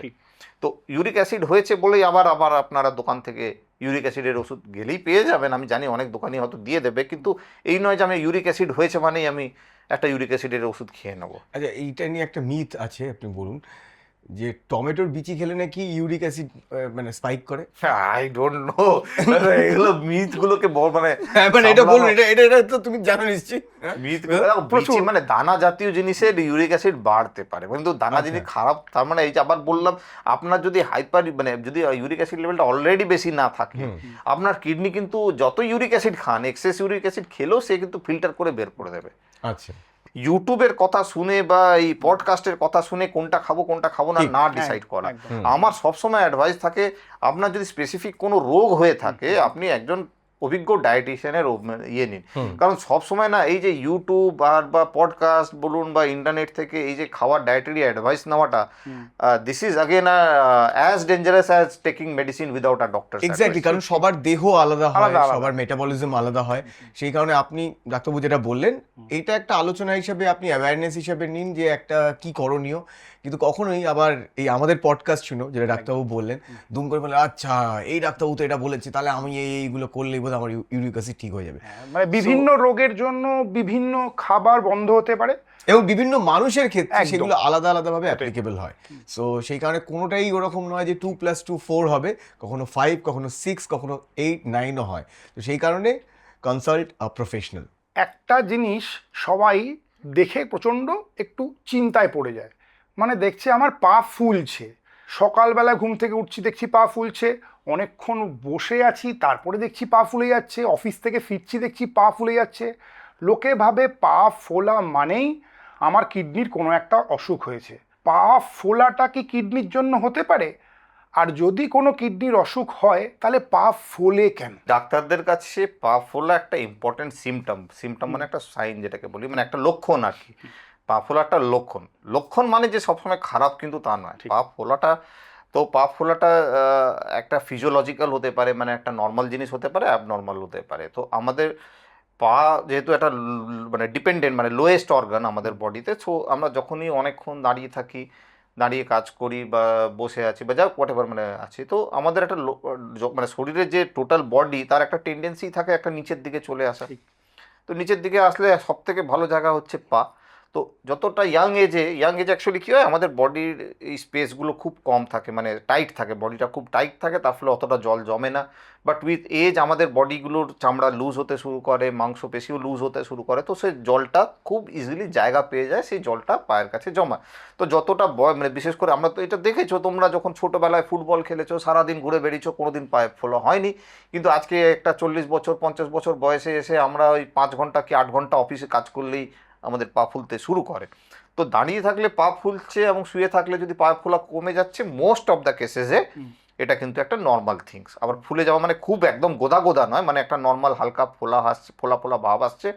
কিন্তু আমি যখনই দেখছি যে পাটা আমি তুলে দিচ্ছি বা রাত্রেবেলা ঘুমিয়ে সকালে উঠছি তখন দেখছি পায়ে ফোলা নেই, সেক্ষেত্রে কিন্তু এটা মোস্ট অফ দ্য কেসেসে নর্মাল। আবার কিছু পেশেন্ট আছে যারা খুব অ্যাংশাস থাকেন এটা নিয়ে, সেটা আমার কাছে আসলে আমরা যেটা করি, টেস্ট করে দেখে নিই যে ওনার কোনো সত্যিকারের সমস্যা হয়েছে কিনা। আবার এটাও বলি যে পা ফোলাটা কিন্তু শুধু কিডনির রোগের লক্ষণ নয়, পা ফোলা কিন্তু আমাদের শরীরের অনেক অর্গানের সমস্যাতে ফুলতে পারে, যেমন হার্টের সমস্যা হলেও ফুলতে পারে, লিভারের সমস্যা হলেও ফুলতে পারে, থাইরয়েডের সমস্যা হলেও ফুলতে পারে, ফাইলেরিয়া হলেও ফুলতে পারে। তো পা ফোলা একটা বিশাল বড় চ্যাপ্টার, মানে আমাদের ডাক্তারিতে যদি দেখেন ইডিমা যেটাকে আমরা বলি, edema is a big chapter and মানে আমাদের মানে বেশ গুরুত্ব সহকারে এই পা ফোলাটাকে পড়ানো হয়। তবে মানে জেনারেল লোকেদের জন্য আমি এটাই বলবো, আপনার যদি দেখছেন যে শুধুমাত্র মানে পা ঝুলিয়ে রাখলে বা দাঁড়িয়ে থাকলেই পা ফুলছে এবং উঠিয়ে রাখলে মোটামুটি যদি পা ফোলাটা কমে যাচ্ছে, তাহলে কিন্তু মোস্ট অফ দ্য কেসেসে এটা নিয়ে খুব চিন্তা করার নেই। তবে বেশি যদি পা ফোলে একবার চেক আপ করিয়ে নিতে পারেন, ডাক্তারের কাছে যান, বলুন যে আমার তারা মোটামুটি যে বেসিক টেস্টগুলো আছে করে দেখে নেবে কোনো সমস্যা আছে কিনা। কিডনির অসুখ হলে পা ফোলে আমরা সবাই জানি, এটা কেন হয় বলুন তো? এখানে কিডনি, ওইখানে আমার পা, মাঝখান দিয়ে আমি টয়লেট করে দিচ্ছি, তো মানে কিডনির অসুখ হলে পা কেন ফোলে মানে? পা হচ্ছে আমাদের একটা মোস্ট ডিপেন্ডেন্ট এরিয়া। ওকে, তো দাঁড়িয়ে থাকলে আপনার জলটা যাবে কোথায়? মানে সে তো যাবে নিচের দিকে, তার আচ্ছা। টেন্ডেন্সিটাই হচ্ছে নিচের দিকে। তো সিমিলারলি কিন্তু এই একটা জিনিস বলি, যারা ধরো ক্রনিক্যালি শুয়ে থাকে বেডে, মানে হাঁটা চলা করে না, হ্যাঁ এমন অনেক পেশেন্ট আছে বাড়িতে যারা খুব বৃদ্ধ মানুষ যারা হাঁটা চলা করে না, তাদের কিন্তু ইডিমাটা হয় স্যাক্রাম, মানে পিঠের ঠিক অ্যানাসের ঠিক ওপরের দিকটা, মানে স্যাক্রাম এরিয়া, মানে যেটা ডিপেন্ডেন্ট এরিয়া, মানে এটা তো জল, বেসিক্যালি জল তোমার ডিপেন্ডেন্ট এরিয়াতে যাবে। ঠিক আপনি সবাই দাঁড়িয়ে থাকি, কাজ করি, এই যে বসে আছি এখানে 1 ঘন্টা ধরে বসে আছি, অতএব এই ডিপেন্ডেন্ট এরিয়াতেই পায়ের আমার জলটা যাবে, সেই ডিপেন্ডেন্ট এরিয়া হচ্ছে পা। ডাক্তারবাবু, আপনারা রক্তের একটা পরীক্ষা করতে দিচ্ছেন আজকাল, ইজিএফআর। হ্যাঁ হ্যাঁ, এটা কি? ইজিএফআরটা কোনো টেস্ট নয়, বেসিক্যালি আমি একদম ক্লিয়ার করে দিই, ইজিএফআরটা হচ্ছে এস্টিমেটেড গ্লোমেরুলার ফিল্ট্রেশন রেট। হ্যাঁ একটু সহজে বলুন। অঙ্ক করে, সহজে অঙ্ক করে, অঙ্ক। বলছি বেশি গ্লোমেরুলার ফিল্ট্রেশন রেট। গ্লোমেরুলাসটা হচ্ছে আমাদের সোজা কথা বলতে গেলে কিডনিটা তো একটা বড় ছাঁকনির মধ্যে যে ছোট ছোট ফুটোগুলো, মানে যেটা বেসিক্যালি ছাঁকনি করে, সেটার আমাদের ডাক্তারি ভাষায় ওগুলোকে আমরা বলি গ্লোমেরুলাস।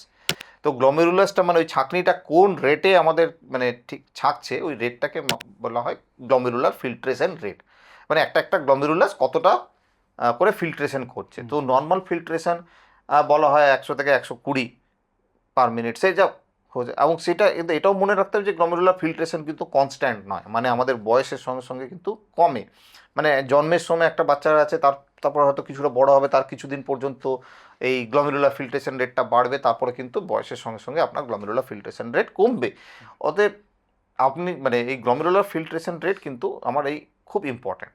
তো আমরা গ্লোমেরুলার ফিল্ট্রেশন রেট কিন্তু ডাইরেক্টলি মাপতে পারি না, সোজা কথা বলছি, মানে আমাদের পক্ষে মাপা যায় কিন্তু বাট দ্যাটস আ ভেরি কাম্বারসাম। এগুলো শুধুমাত্র রিসার্চ ওয়ার্কে ইউজ হয়, এই গ্লোমেরুলার ফিল্ট্রেশন রেট মাপার কাজটা, কিন্তু আদারওয়াইজ এই গ্লোমেরুলার ফিল্ট্রেশন রেট ডাইরেক্টলি মাপা যায় না। তো কিডনি কতটা কাজ করছে বা এই ফিল্টারেশনটা কতটা হচ্ছে, সেটার মাপার কিন্তু একটা ইজিয়েস্ট হচ্ছে যেটা আমরা ডিসকাস করেছি, সেরাম ক্রিয়েটিনিন। ঠিক আছে, তো সেরাম ক্রিয়েটিনিনটা খুব ইজিলি মাপা যায়, সমস্ত ল্যাবে করা যায়, বেশি দামও লাগে না। তো আমরা ক্রিয়েটিনিনটা মাপলাম। এবার আমাদের বিজ্ঞানিকরা চেষ্টা করেছে এই ক্রিয়েটিনিনের সাহায্যে কি আমরা এই গ্লোমেরুলারটা ফিল্ট্রেশন রেটটাকে কি কোনোভাবে রিলেট করে আমরা যদি ক্যালকুলেট করে বের করতে পারি। সো গ্লোমেরুলার ফিল্ট্রেশন রেট বা ইজিএফআর যেটা ডাক্তারবাবু বললেন, সেটা বেসিক্যালি আর কিছুই নয়, মানে that's a calculation from creatinine. মানে ক্রিয়েটিনিনের সঙ্গে আপনার এজ, আপনার বয়স এগুলো বসালে, সেক্স এগুলো বসালে ও অটোমেটিক্যালি আপনার কম্পিউটার কিন্তু আপনাকে ভ্যালুটা দিয়ে দেয়। এবং এটা আপনি ইন্টারনেট মানে যে কোনো মানে আজকাল মেড ক্যালকুলেটর পাওয়া যায়, বা ইন্টারনেটে গিয়ে ক্যালকুলেট মাই ইজিএফআর, সেখানে যদি আপনি ধরুন একটা ল্যাবরেটরি থেকে ক্রিয়েটিনিন করিয়ে আনলেন, আপনি ইজিএফআরটা পেয়ে যাবেন। সো ইজিএফআর পাওয়াটা খুব ইজি, বাট এটার অ্যানালিসিস করাটা খুব ডিফিকাল্ট। কেন অ্যানালিসিসটা প্রবলেম রয়েছে আমি অলরেডি বললাম। মানে মানে এটার প্রবলেম হচ্ছে যে মানে বেশি ক্রিয়েটিনিন থাকলে না, মানে এই ইজিএফআরটা খুব রিলায়েবল, কিন্তু আপনার ক্রিয়েটিনিনটা যদি নর্মাল রেঞ্জে থাকে, এই ইজিএফআর ক্যালকুলেশনটা কিন্তু অনেক সময় ভুল ভালো হয়। মানে দিস আর নট, মানে যে যখন এই ইজিএফআর ক্যালকুলেশনটা বের করেছিল না, এটা অ্যাবনর্মাল ক্রিয়েটিনিনের জন্য বের করেছিল। সেই জন্য আমাদের আজকাল খুব সমস্যা হয়, মানে ক্রিয়েটিনিন নর্মাল, ও একটা হয়তো কোনো ল্যাব থেকে ইজিএফআর ভ্যালু দিয়ে দিচ্ছে যেটা অ্যাবনর্মাল, সে আমাদের কাছে এসে মানে তার প্যানিক হচ্ছে যে আমার কিডনিটা বোধহয় খারাপ হয়ে গেল। সো আপনি কিন্তু আবার কথা বলছি, মানে টেস্ট করানো ভালো, কিন্তু টেস্টের নিজের থেকে অ্যানালিসিস করাটা কিন্তু খুব ডেঞ্জারাস। মানে আজকাল ওই যে বললাম না, মানে টার্মসগুলো মানুষ শিখে গেছে, অ্যাওয়্যার হয়েছে, অ্যাওয়্যার হওয়াটা অবধি আমি খুব মানে সত্যি মানে আমি এটা আমাদের সোশ্যাল মিডিয়া বলুন বা আমাদের আপনাদের মতন যারা করছে তারা ভালো মতন এটাকে অ্যাওয়ারনেসটাকেও তুলে এনেছে, কিন্তু এই অ্যাওয়ারনেসের পরে যে এই প্যানিক জায়গাটা এইটাকে কমাতে হবে। ইজিএফআর ধরুন কারোর 70, সে ভাবলো যে আমার তো কিডনির অবস্থা খারাপ, তো ডাক্তারবাবু এই ইজিএফআরটা কি আমি খাবার খেয়ে ওষুধ খেয়ে এটা কি আবার বাড়াতে আবার পারি? ওই একই একই জায়গায় আমি কিন্তু মানে গল্পটা আসছে যে ইজিএফআর 70 মানেই যে খারাপ তোমার তা নয়। আবার বললাম না 100টা ছিল বাচ্চা বেলায় নর্মাল, একটা যদি 70 বছরের মেল আমার কাছে আসেন তার ক্ষেত্রে ইজিএফআর 50 ইজ এনাফ। তা is not enough, it is physiological, মানে আপনার বয়সের সঙ্গে সঙ্গে তো ফিল্টারগুলো নষ্ট হচ্ছে, অতএব আপনার জিএফআর তো নামবেই। সো 50 হয়ে গেছে বলেই যে আমার খারাপ তা কিন্তু নয়। আবার কথা বলছি যে নর্মাল ক্রিয়েটিনিনে যে ইজিএফআরগুলো মাপা হয় সেটা কিন্তু রিলায়েবলও নয়। তো আপনি মানে যে আপনি যে দেখলেন যে আপনার ইজিএফআর 70 থাকছে মানে যে আপনার কিডনি খারাপ তা নয়। আবার আর এইটা বাড়ানোও খুব মুশকিল, কারণ আপনার যে ফিল্টারগুলো যে ড্যামেজ হয়ে যায় না, once it is damaged it may be because of your age, মানে আপনার বয়স হলেও ফিল্টারগুলো ধীরে ধীরে ড্যামেজড হয়ে ক্ষতি হয়। তো সেই যেগুলো ড্যামেজড বয়সের জন্য হয়েছে সেগুলোকে আপনি কোনো খাবার খেয়েই ওটাকে বাড়াতে পারবেন না। মানে ফার্দার যাতে ড্যামেজ না হয় সেটাকে আটকানোটা উচিত। আটকানো মানে কি, আবার দেখুন বয়স আটকাতে তো পারবে না, বয়স তো বাড়বেই, ফিল্টারও ড্যামেজ হবে।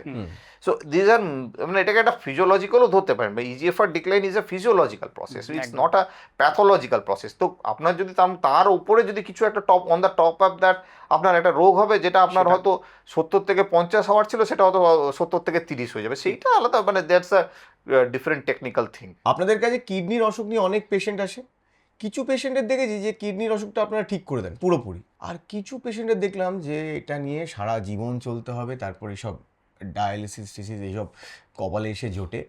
তো এটা কিভাবে আপনারা ঠিক করেন? কিডনি রোগ আসলে আমরা মোটামোটাভাবে যদি জিজ্ঞেস করো, আমরা মোটামোটা দুভাবে ভাগ করি, অ্যাকিউট কিডনি ইনজুরি আর ক্রনিক কিডনি ইনজুরি। মানে কিডনি রোগ অনেক রকম হয়, মানে যেটা থেকে ধরো ক্রিয়েটিনিন বেড়ে যাচ্ছে, যেটাকে আমরা মানে যেটা তুমি মেন ডিসকাস করতে চাইছো সেটাকে আমরা মেন দুভাগে ভাগ করি মোটামোটা, অ্যাকিউট কিডনি, ক্রনিক কিডনি। মানে কথাটা অ্যাকিউট কথাটার মানে হচ্ছে হঠাৎ করে যেটা হয়েছে, আর ক্রনিকটার মানে হচ্ছে যার অনেক দিন ধরে হয়েছে। তো নর্মালি যে কিডনির যে ইনজুরিগুলো হয় সেগুলো যদি শর্ট ডিউরেশন, মানে যদি আমরা মানে তাড়াতাড়ি ধরতে পারি, সেগুলো কিন্তু অনেকখানি ভালো করে দেওয়া যায়। মানে সেগুলো যদি অ্যাকিউট কিডনি ইনজুরি হয় সেগুলো কিন্তু ভালো করা যায়, আমি বলবো না যে পুরোপুরি সারিয়ে দেওয়া যায়, কিন্তু হ্যাঁ কিছুটা হলেও সেটা সুরাহা দেওয়া যায়। অনেকে বলে যে আমরা এটা বুঝতে পারিনি, বুঝতে না পারা মানে যে তার রোগ ছিল না তা নয়। আমরা কিছু কিছু ক্ষেত্রে কিছু কিছু টেস্ট আছে এবং কিছু লক্ষণ আছে, কিছু এক্সামিনেশনের মাধ্যমে আমরা বুঝতে পারি যে না এটা বোধহয় অনেক দিন ধরে ছিল। তো যেগুলো অনেক দিন ধরে কিডনি রোগ, যেটা ক্রনিক কিডনি, সেগুলোকে কিন্তু পুরোপুরি সারানো খুব ডিফিকাল্ট। সেগুলোকে আর্লি স্টেজে এলে সেটাকে আমরা ওষুধ বলো, খাওয়া দাওয়া বলো বা লাইফস্টাইল হ্যাবিটস, হ্যাঁ এগুলোর মাধ্যমে আমরা অনেকটা কন্ট্রোল রাখতে পারি। কিন্তু যদি মানে অ্যাকিউট হয়, মানে একদম অ্যাকিউট, মানে ধরো হয়তো কোনো একটা পেন কিলার খেয়েছে কিডনি বেড়ে গেছে, বা কোনো একটা ইনফেকশান হয়েছে কিডনি বেড়ে গেছে, বা একটা অপারেশন হয়েছে কিডনি ক্রিয়েটিনিন বেড়ে গেছে, সেগুলো ক্ষেত্রে কিন্তু অনেক সময় আমরা পুরোপুরি সারিয়েও দিতে পারি। যাদের এই অ্যাকিউট কিডনি ডিজিজ হয় তারা কি more prone to CKD, chronic kidney disease? দেখো কিডনিতে চোট লাগলো মানে অ্যাকিউট কিডনি ইনজুরি মানে মানে সোজা কথা বলতে গেলে তোমার একটা চোট পেয়েছো, এবার চোট পেলে একটা ক্ষত তৈরি হবেই। ক্ষত তৈরি হওয়া মানে তোমার কিছুটা ফিল্টার কিন্তু নষ্ট হয়ে গেল, ওই যে ক্ষতস্থানে যে ফিল্টারগুলো কিন্তু নষ্ট হয়ে গেল।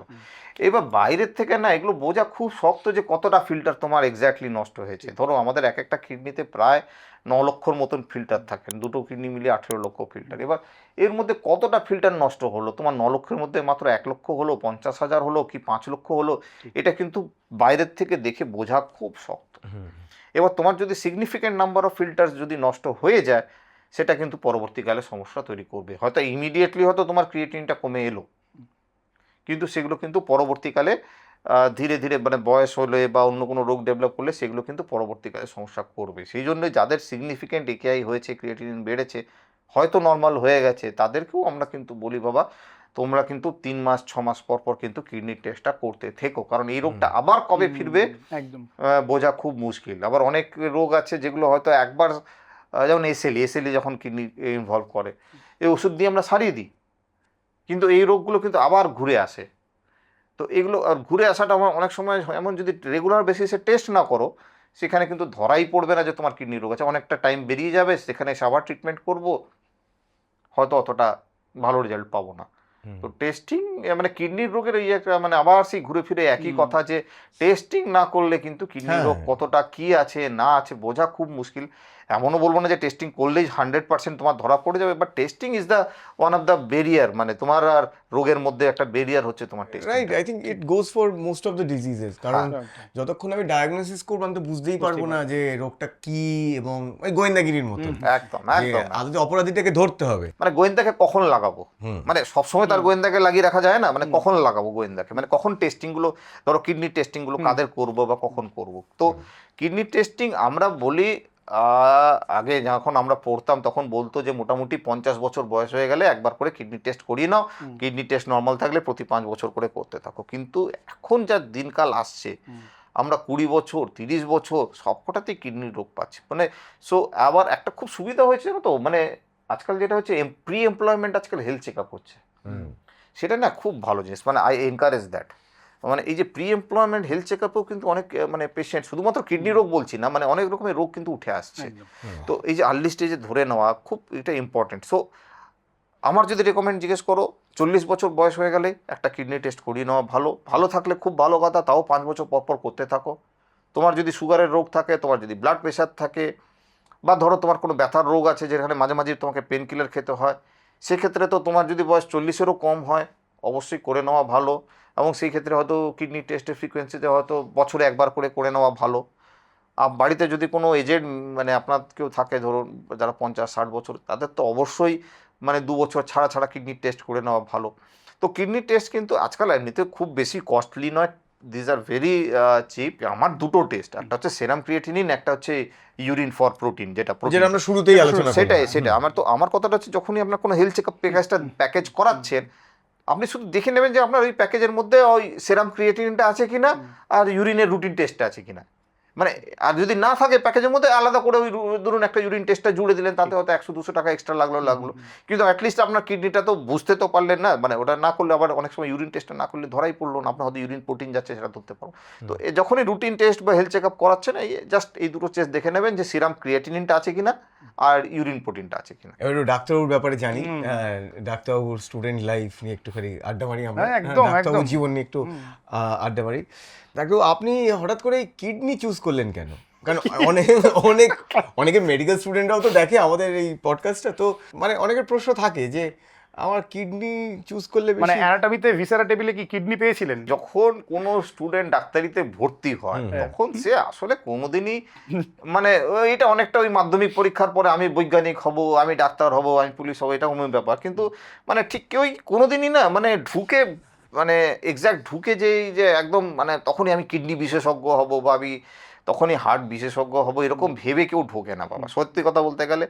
এবং আমার এমবিবিএস কমপ্লিট করে আমরা যখন ইন্টার্নশিপ করি, মানে যখন হাতে কলমে যখন আমরা করি, তখন সত্যি কথা বলতে গেলে সার্জারি তো দেখো সবারই ভালো লাগে, একেবারে সার্জারি মানে একেবারে জলজান্ত ব্যাপার, হিরো ব্যাপার একটা। তো সার্জারি সবারই ভালো লাগে, কিন্তু সার্জারি ভালো লাগা আর করার মধ্যে অনেক তফাৎ আছে, মানে ওই টেনাসিটি কিন্তু মানে ওই 2 মাসের ট্রেনিং আমাদের দেয়, মানে এই ট্রেনিংটা কিন্তু খুব ভালো ট্রেনিং, মানে সব কিছুতে তোমাকে এক্সপোজারও দেবে, মানে সে বুঝিয়ে দেবে যাকো বাবা তুমি এটা যোগ্য কিনা। মানে সার্জারি দেখতে গেলে মানে না প্রথম যেদিন গেলাম মনে হলো একটা হিরোইক ব্যাপার,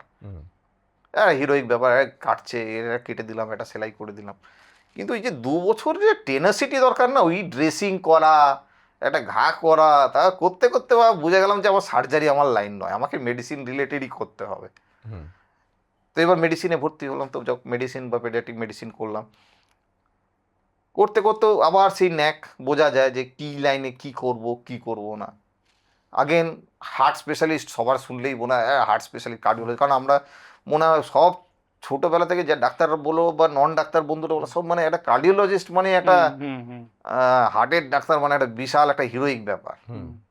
কিন্তু আগেন আমরা কাজ করতে করতে বুঝতে পেরেছি মানে হার্ট স্পেশালিস্ট এত এমার্জেন্সি ব্রাঞ্চ না, মানে ইটস টোটালি এমার্জেন্সি ব্রাঞ্চ। মানে তখন আমাকে মনে হলো এত হেকটিক লাইফ সারা বছর মানে সারা জীবন ধরে এরকম একটা হেকটিক লাইফ টানার থেকে একটা যদি একটু কুল ব্রাঞ্চ, মানে নেফ্রোলজিটা কিন্তু অনেকটা মানে যদিও প্যানিক ধরনের ব্রাঞ্চ কিন্তু কুল ব্রাঞ্চ, মানে এই নয় যে আপনাকে সারা বছর মানে রাত্রিবেলার একদম প্রিপেয়ার থাকতে হবে তা না, আপনি মোটামুটি মানে সারা বছরে হয়তো আমাকে একটা দিন হয়তো রাত্রিবেলা কল পাই, মানে হয়তো ঘুমের মধ্যে হয়তো একটা কল পাবো বা যেতে হবে সেরকম আর কি। কিন্তু মোস্ট অফ দ্য টাইমস কি আপনি একটা ফ্যামিলি লাইফ মেনটেন করা যায়, মানে ফ্যামিলি লাইফ বলুন বা সোশ্যাল লাইফ বলুন, মানে নেফ্রোলজি একটা কুল ব্রাঞ্চ, মানে এখানে আপনি আপনার কাজটাকে একটা প্ল্যান্ড ওয়েতে করতে পারবেন।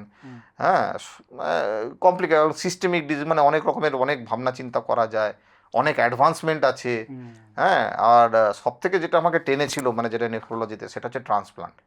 মানে একটা কিডনি খারাপ হয়ে গেল, সেখানে আমি একটা কিডনি লাগাচ্ছি, মানে এটা একটা মানে এটা রূপকথার গল্পের মতন লেগেছিল স্টুডেন্ট লাইফে, যেটা আমি একটা মানে মরা মানুষের মধ্যে একটা কিডনি লাগাচ্ছি, সে আবার ভালো হয়ে যাচ্ছে, তার একদম সব নর্মাল লাইফ হয়ে যাচ্ছে। সেটা কিন্তু আমাকে মানে স্টিমুলাস যদি জিজ্ঞেস করো সেই নেফ্রোলজিস্ট হওয়ার পেছনে, সেটা একটা কিন্তু বিশাল বড় স্টিমুলাস। মানে এই ট্রান্সপ্লান্টের কথাই আপনি যখন বললেন, এই মুহূর্তে ভারতবর্ষে কিডনি ট্রান্সপ্লান্টের অবস্থা কি এবং এর প্রসিডিওরটা যদি একটু স্টেপ বাই স্টেপ বলেন। দেখো, এটা একটা বিশাল প্রসিজার, মানে কিডনিতে ইন্ডিয়া ট্রান্সপ্লান্টে এখন তো অনেকটাই অগ্রগণী, মানে অনেকটাই পথ বেরিয়ে এসছে, এবং মোটামুটি কলকাতা মানে ইন্ডিয়ার সমস্ত শহরেই বলো মানে ট্রান্সপ্লান্ট অ্যাভেলেবেল রয়েছে।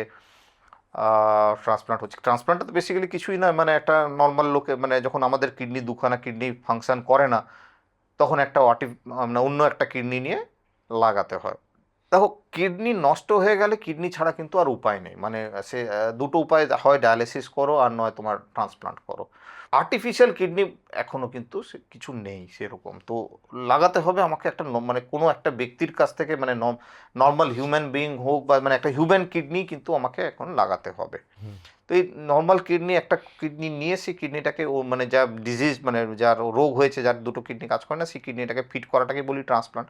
তো ট্রান্সপ্লান্ট এখন মোটামুটি আমাদের ইন্ডিয়ার মধ্যে মোটামুটি সব জায়গায় অ্যাভেলেবেল, গভর্নমেন্ট বলো প্রাইভেট বলো, সব জায়গায় অ্যাভেলেবেল এখন। কিডনি ট্রান্সপ্লান্টের যে সার্জিক্যাল প্রসিজিওরটা, এটা কি আপনারাই করে থাকেন? না, নেফ্রোলজিস্ট কিন্তু সার্জারি করে না, সার্জারিটা ইউরোলজিস্ট করে বা ট্রান্সপ্লান্ট সার্জন আছে। Transplant surgeon is the totally different branch. আমরা যেটাকে করি, যে কোন পেশেন্টকে আগে লাগবে সেটাকে আমরা আগে ডিটেক্ট করি, যে না এই পেশেন্টকে ট্রান্সপ্লান্ট করা উচিত, যে দিতে পারবেন তার সঙ্গে আমরা ম্যাচিং করা বা তার কোনো প্রবলেম হবে কি না, রিস্ক স্ট্র্যাটিফিকেশন, এগুলো নেফ্রোলজিস্টের কাজ। এবং আবার ট্রান্সপ্লান্ট সার্জারি হয়ে গেলে তারপরে যে মেডিকেশান লাগবে বা তার ওষুধ লাগবে বা তার কেয়ার করতে হবে, সেটা নেফ্রোলজিস্টের কাজ। কিন্তু অ্যাজ সাচ ট্রান্সপ্লান্ট সার্জারি, যে সার্জারি যেটা, সেটা কিন্তু নেফ্রোলজিস্ট করেন না, সেটার জন্য ইউরোলজিস্ট আছেন বা ট্রান্সপ্লান্ট সার্জন আলাদা আছেন। একটা কথা শুনেছি যে অ্যাক্সিডেন্টাল কেস থেকে অনেক কিডনি পাওয়া যায়, এই ব্যাপারটা একটু যদি একটুখানি ক্লিয়ারলি বলেন। কিডনি আমার লাগলে আমাকে একটা বডি থেকেই নিতে হবে, সেই বডিটা লিভিং বডি হতে পারে, অথবা একটা মানুষ যে মানে হয়তো ব্রেন ডেড, সেখান থেকে হতে পারে। তো লিভিং কিডনি তো মানে যেটা হলো, ধরুন আপনি আমার মা বাবা, মানে আমার রোগ হয়েছে, তো আমার মা বাবা ভাই বোন ভালোবেসে আমাকে একটা কিডনি দিতেই পারে। আবার অনেক সময় হতে পারে যে তার হয়তো সেই অ্যাভেবিলিটি নেই, তো সেই ক্ষেত্রে তো কিডনি তো যখন আপনার কোনো অ্যাক্সিডেন্ট হলো, মানে ব্রেন ডেড, বেসিক্যালি অ্যাক্সিডেন্ট কথাটা নয়, ব্রেন ডেড হলো, মানে যখন আপনার আর বাঁচার কোনো আশা নেই, কিন্তু আপনার অর্গানসগুলো ভালো আছে, শুধু কিডনি নয়, মানে বাকি অর্গানসগুলো ভালো আছে, সেই সময় কিন্তু সেই অর্গানগুলোকে আমরা বডি থেকে রিট্রাইভ, মানে বডি থেকে বের করে আমরা নর্মাল লোকে লাগাতে পারি। মানে কোনো নতুন জিনিস নয়, আমরা কর্নিয়া ট্রান্সপ্লান্ট তো অনেক দিন শুনি, এবং লিভার ট্রান্সপ্লান্ট নিয়ে আমরা কথা বলেছি। তো কর্নিয়া ট্রান্সপ্লান্ট বলো, লিভার ট্রান্সপ্লান্ট বলো, সেম জিনিস। মানে একটা যখন মানুষ একটা অ্যাক্সিডেন্ট হয় এবং তার তখন ব্রেনটা কাজ করা বন্ধ করে দেয়, সেটাকে আমরা বলি ব্রেন ডেড। ব্রেন ডেডের কিছু ক্রাইটেরিয়া আছে, যাও সেই ক্রাইটেরিয়াগুলো ফুলফিল করলে যখন মানে মানে একটা কমিটি আছে যখন বলে দেয় যে না ওখান থেকে আর মানুষটাকে বাঁচানো যাবে না, তখন আমরা ওই বডির থেকে আমরা বিভিন্ন অর্গান, সেটা কর্নিয়া হতে পারে, হার্ট হতে পারে, লাংস হতে পারে, লিভার হতে পারে, কিডনি হতে পারে, আমরা রিট্রাইভ করি। এবং সেই রিট্রাইভ করে সেই কিডনিগুলোকে যারা মানে মানে যাদের দরকার, মানে এই কিডনি যাদের দরকার, যারা অলরেডি ডায়ালিসিসে আছে বা কিডনি খারাপ হয়ে গেছে, সেই শরীরে যদি আমরা বসিয়ে দিই, তার ফলে কিন্তু আবার বলতে চেষ্টা করি একটা বডি থেকে কিন্তু আমরা দুটো কিডনি পাচ্ছি। কারণ একটা মানুষের দুটো কিডনি আছে, সে ব্রেন ডেড পার্সনের দুটো কিডনি, সে দুটো কিডনি কিন্তু আমরা দুটো পেশেন্টকে দিতে পারি। মানে একটা মানুষ দুটো কিডনি, মানে যে যখন ব্রেন ডেড হলো, সেই দুটো কিডনি কিন্তু আমরা দুটো পেশেন্টকে একটা একটা করে দিই। এবং আমি অলরেডি ডিসকাস করেছি যে আমাদের বাঁচার জন্য একটা কিডনি সাফিসিয়েন্ট। সো দুটো মানুষ, একটা ব্রেন ডেড পার্সন দুটো পেশেন্টকে কিডনি দিয়ে তার লাইফটা দিতে পারে। মানে একজন মারা গিয়ে দুজনকে বাঁচিয়ে দিয়ে গেল, বুঝতে পারছেন? সে কারণে আমরা বারবার বলি, আমাদের শোতে এর আগেও বলেছি, যে অর্গান ডোনেশন কিন্তু খুব গুরুত্বপূর্ণ। যে মানুষটি মারা গেলেন সে মারা যাওয়ার পর বহু মানুষের জীবন বাঁচাতে পারেন তার ওই অর্গানগুলোকে দিয়ে। ঠিক। তাই অবশ্যই অর্গান ডোনেট করুন। একদম একদম। এবং আজকাল অর্গান ডোনেশন একটা অন্য স্তরে চলে গেছে, মানে ইনফ্যাক্ট শুধুমাত্র লিভার, কিডনি, হার্ট তো আমরা শুনেছি, এবং রিসেন্টলি বলবো না, লাস্ট 10 years মানে হাত কেটে গেছে, হাত কেটে গেছে, হাতও জোড়া লাগিয়েছে। একদম, মানে হাত জোড়া লাগানো আপনারা যদি সেই ভিডিওগুলো দেখেন, মানে সেই পেশেন্টগুলোকে যদি দেখেন, মানে ইট ইজ মিরাকুলাস। মানে আপনাদের নিজেরই মনে হবে যে আমরা যদি এই কন্ট্রিবিউশনটা করতে পারি, মানে আমাদের, এবং এটা দেখুন কন্ট্রিবিউশনটা তো প্ল্যান করে হয় না যে মানে আমরা বডি দিয়ে গেলাম, এগুলোকে ওই তাৎক্ষণিকভাবে, হ্যাঁ একটা ইমোশনাল মোমেন্ট যে আমার বাড়ির লোক হচ্ছে, কিন্তু যদি এই ইমোশনাল মোমেন্টে যদি আপনারা এই সঠিক ডিসিশন নেন যে আমরা বডিটাকে ডোনেট করব, তাহলে কিন্তু, বা অর্গ্যানগুলো ডোনেট করব, কিন্তু আপনার বাড়ির লোক অনেক লোকের মধ্যে হয়তো দুটো লিভার পেলেন, মানে একটা লিভার একজন পাবেন, একজন হার্ট পাবেন, একজন কিডনি পাবেন, কেউ চোখ পাবেন, কেউ হয়তো হাত স্কিন পাবেন। এইভাবে কিন্তু আপনার যে প্রিয়জন আছেন উনি কিন্তু অনেকের শরীরের মাধ্যমে কিন্তু বেঁচে থাকতে পারবেন। আমাদের রাজ্যেই এই হ্যান্ড ট্রান্সপ্লান্টটা হয়েছে। হ্যাঁ হ্যাঁ, এই আমাদের hand বিশাল transplant- একটা গর্বের ব্যাপার, বিশাল গর্বের গর্বের মানে ব্যাপার। আপনি নিজে, মানে আপনার মানে যদি বাড়ির লোকের সঙ্গে এটা হয়, আপনিও সেই গর্বটাকে ফিল করতে পারবেন। তো আমার মনে হয় এই মানে আমাদের সচেতন হওয়া উচিত, এবং মানে আমাদেরকে, মানে ইনফ্যাক্ট কেউ এসে জিজ্ঞেস করবে যে আপনি আপনার প্রিয়জনের এই কিডনিগুলো দেবেন বা লাংস দেবেন, ইনফ্যাক্ট আপনারই বলা উচিত যে আমার পেশেন্ট যদি আর ভালো হবে না, বাঁচবে না, তাহলে এটার কি ইউজ করা যাবে কি না। এই জায়গাটা যদি আমরা পৌঁছতে পারি অ্যাজ আ সোসাইটি, এবং আমরা বাঙালিরা তো মানে ওয়ান অফ দ্য, মানে কি বলবো, মানে ইন্ডিয়ার মধ্যে সব থেকে বেশি ব্লাড ডোনেশন করি আমরা, এবং আমাদের সোসাইটির মধ্যে একটা গর্ব আছে যে আমরা একটা ইন্ডিয়ার মধ্যে একটা জায়গায়, আমি অনেক বাইরের জায়গায় কাজ করছি, কিন্তু এত ব্লাড ডোনেশন ক্যাম্প বলুন বা নিজের থেকে ভলেন্টারিলি, একদম, এটার পেছনে একদম। কোনো ইয়ে নেই, ভলেন্টারিলি আমরা দিতে পারি। তো যদি আমরা সেই জায়গাটায় গেছি, তাহলে অর্গান ডোনেশনেও আমরা হাইয়েস্ট পৌঁছাতে পারবো। কিন্তু দুঃখের কথা, এখনো কিন্তু আমরা বেঙ্গল কিন্তু অর্গান ডোনেশনে অনেক পিছিয়ে আছি compare to the south.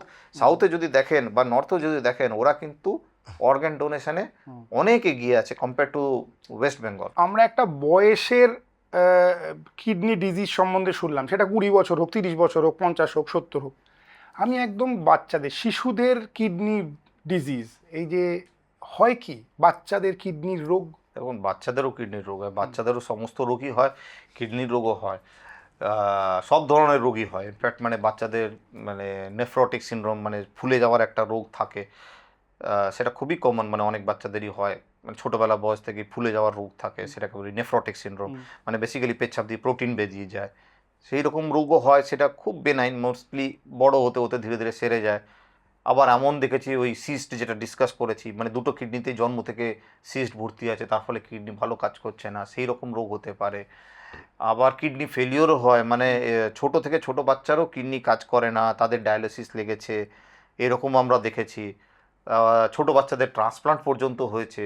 So ছোট বাচ্চা মানেই যে তাদের কিডনির রোগ হবে না তা কিন্তু নয়। ছোট বাচ্চাদের every spectrum of kidney disease আছে, তবে স্পেকট্রামটাও হয়তো অ্যাডাল্টের মতন থেকে একটু কজগুলো আলাদা। মানে বড়দের ক্ষেত্রে কিডনি ফেলিওরের কজগুলো, যেমন ধরুন আমি বলেছি ডায়াবেটিস, ব্লাড প্রেশার, ছোটদের ক্ষেত্রে তো আর সেই ডায়াবেটিস ব্লাড প্রেশার নেই, তাদের ক্ষেত্রে কজগুলো আলাদা, কিন্তু স্পেকট্রামটা মোটামুটি আমি সব ধরনের রোগী কিন্তু বাচ্চাদের ক্ষেত্রে দেখতে পাই। Genetic factors in kidney disease কি খুব বেশি আছে? জেনেটিক ফ্যাক্টর আছে, খুব বেশি কম বেশি বলাটা তো মুশকিল, কিন্তু হ্যাঁ জেনেটিক ফ্যাক্টর তো নিশ্চয়ই ইম্পর্টেন্ট। আপনার ফ্যামিলিতে যদি কোনো কিডনি রোগ থাকে, বাবা মা ভাই বোন থাকে, তো সে আপনারও কিডনি রোগ হবার থাকে। এডিপিকে বেড়ে, যেটা polycystic kidney disease, polycystic kidney disease তো আমরা সবাই জানি যে ওটা জেনেটিক আছে, কিন্তু ওইটা ছাড়াও কিছু কিছু আননোন আছে যেগুলো আপনার কিন্তু আসে। স্টোন হওয়ার সম্ভাবনা থাকে, যেমন ধরুন আপনার মা বাবা কাকার যদি বাড়িতে স্টোনের হিস্ট্রি থাকে, তাদের আবার স্টোন হতে পারে। তো কিডনি ডিজিজ জেনেটিক রান করে। কিডনি ট্রান্সপ্লান্ট নিয়ে আপনি বললেন যে একজন লিভিং ডোনারের কিডনি আমরা ট্রান্সপ্লান্ট করি। আর্টিফিশিয়াল কিডনি, ভবিষ্যতে আর্টিফিশিয়াল কিডনি কি আসতে পারে?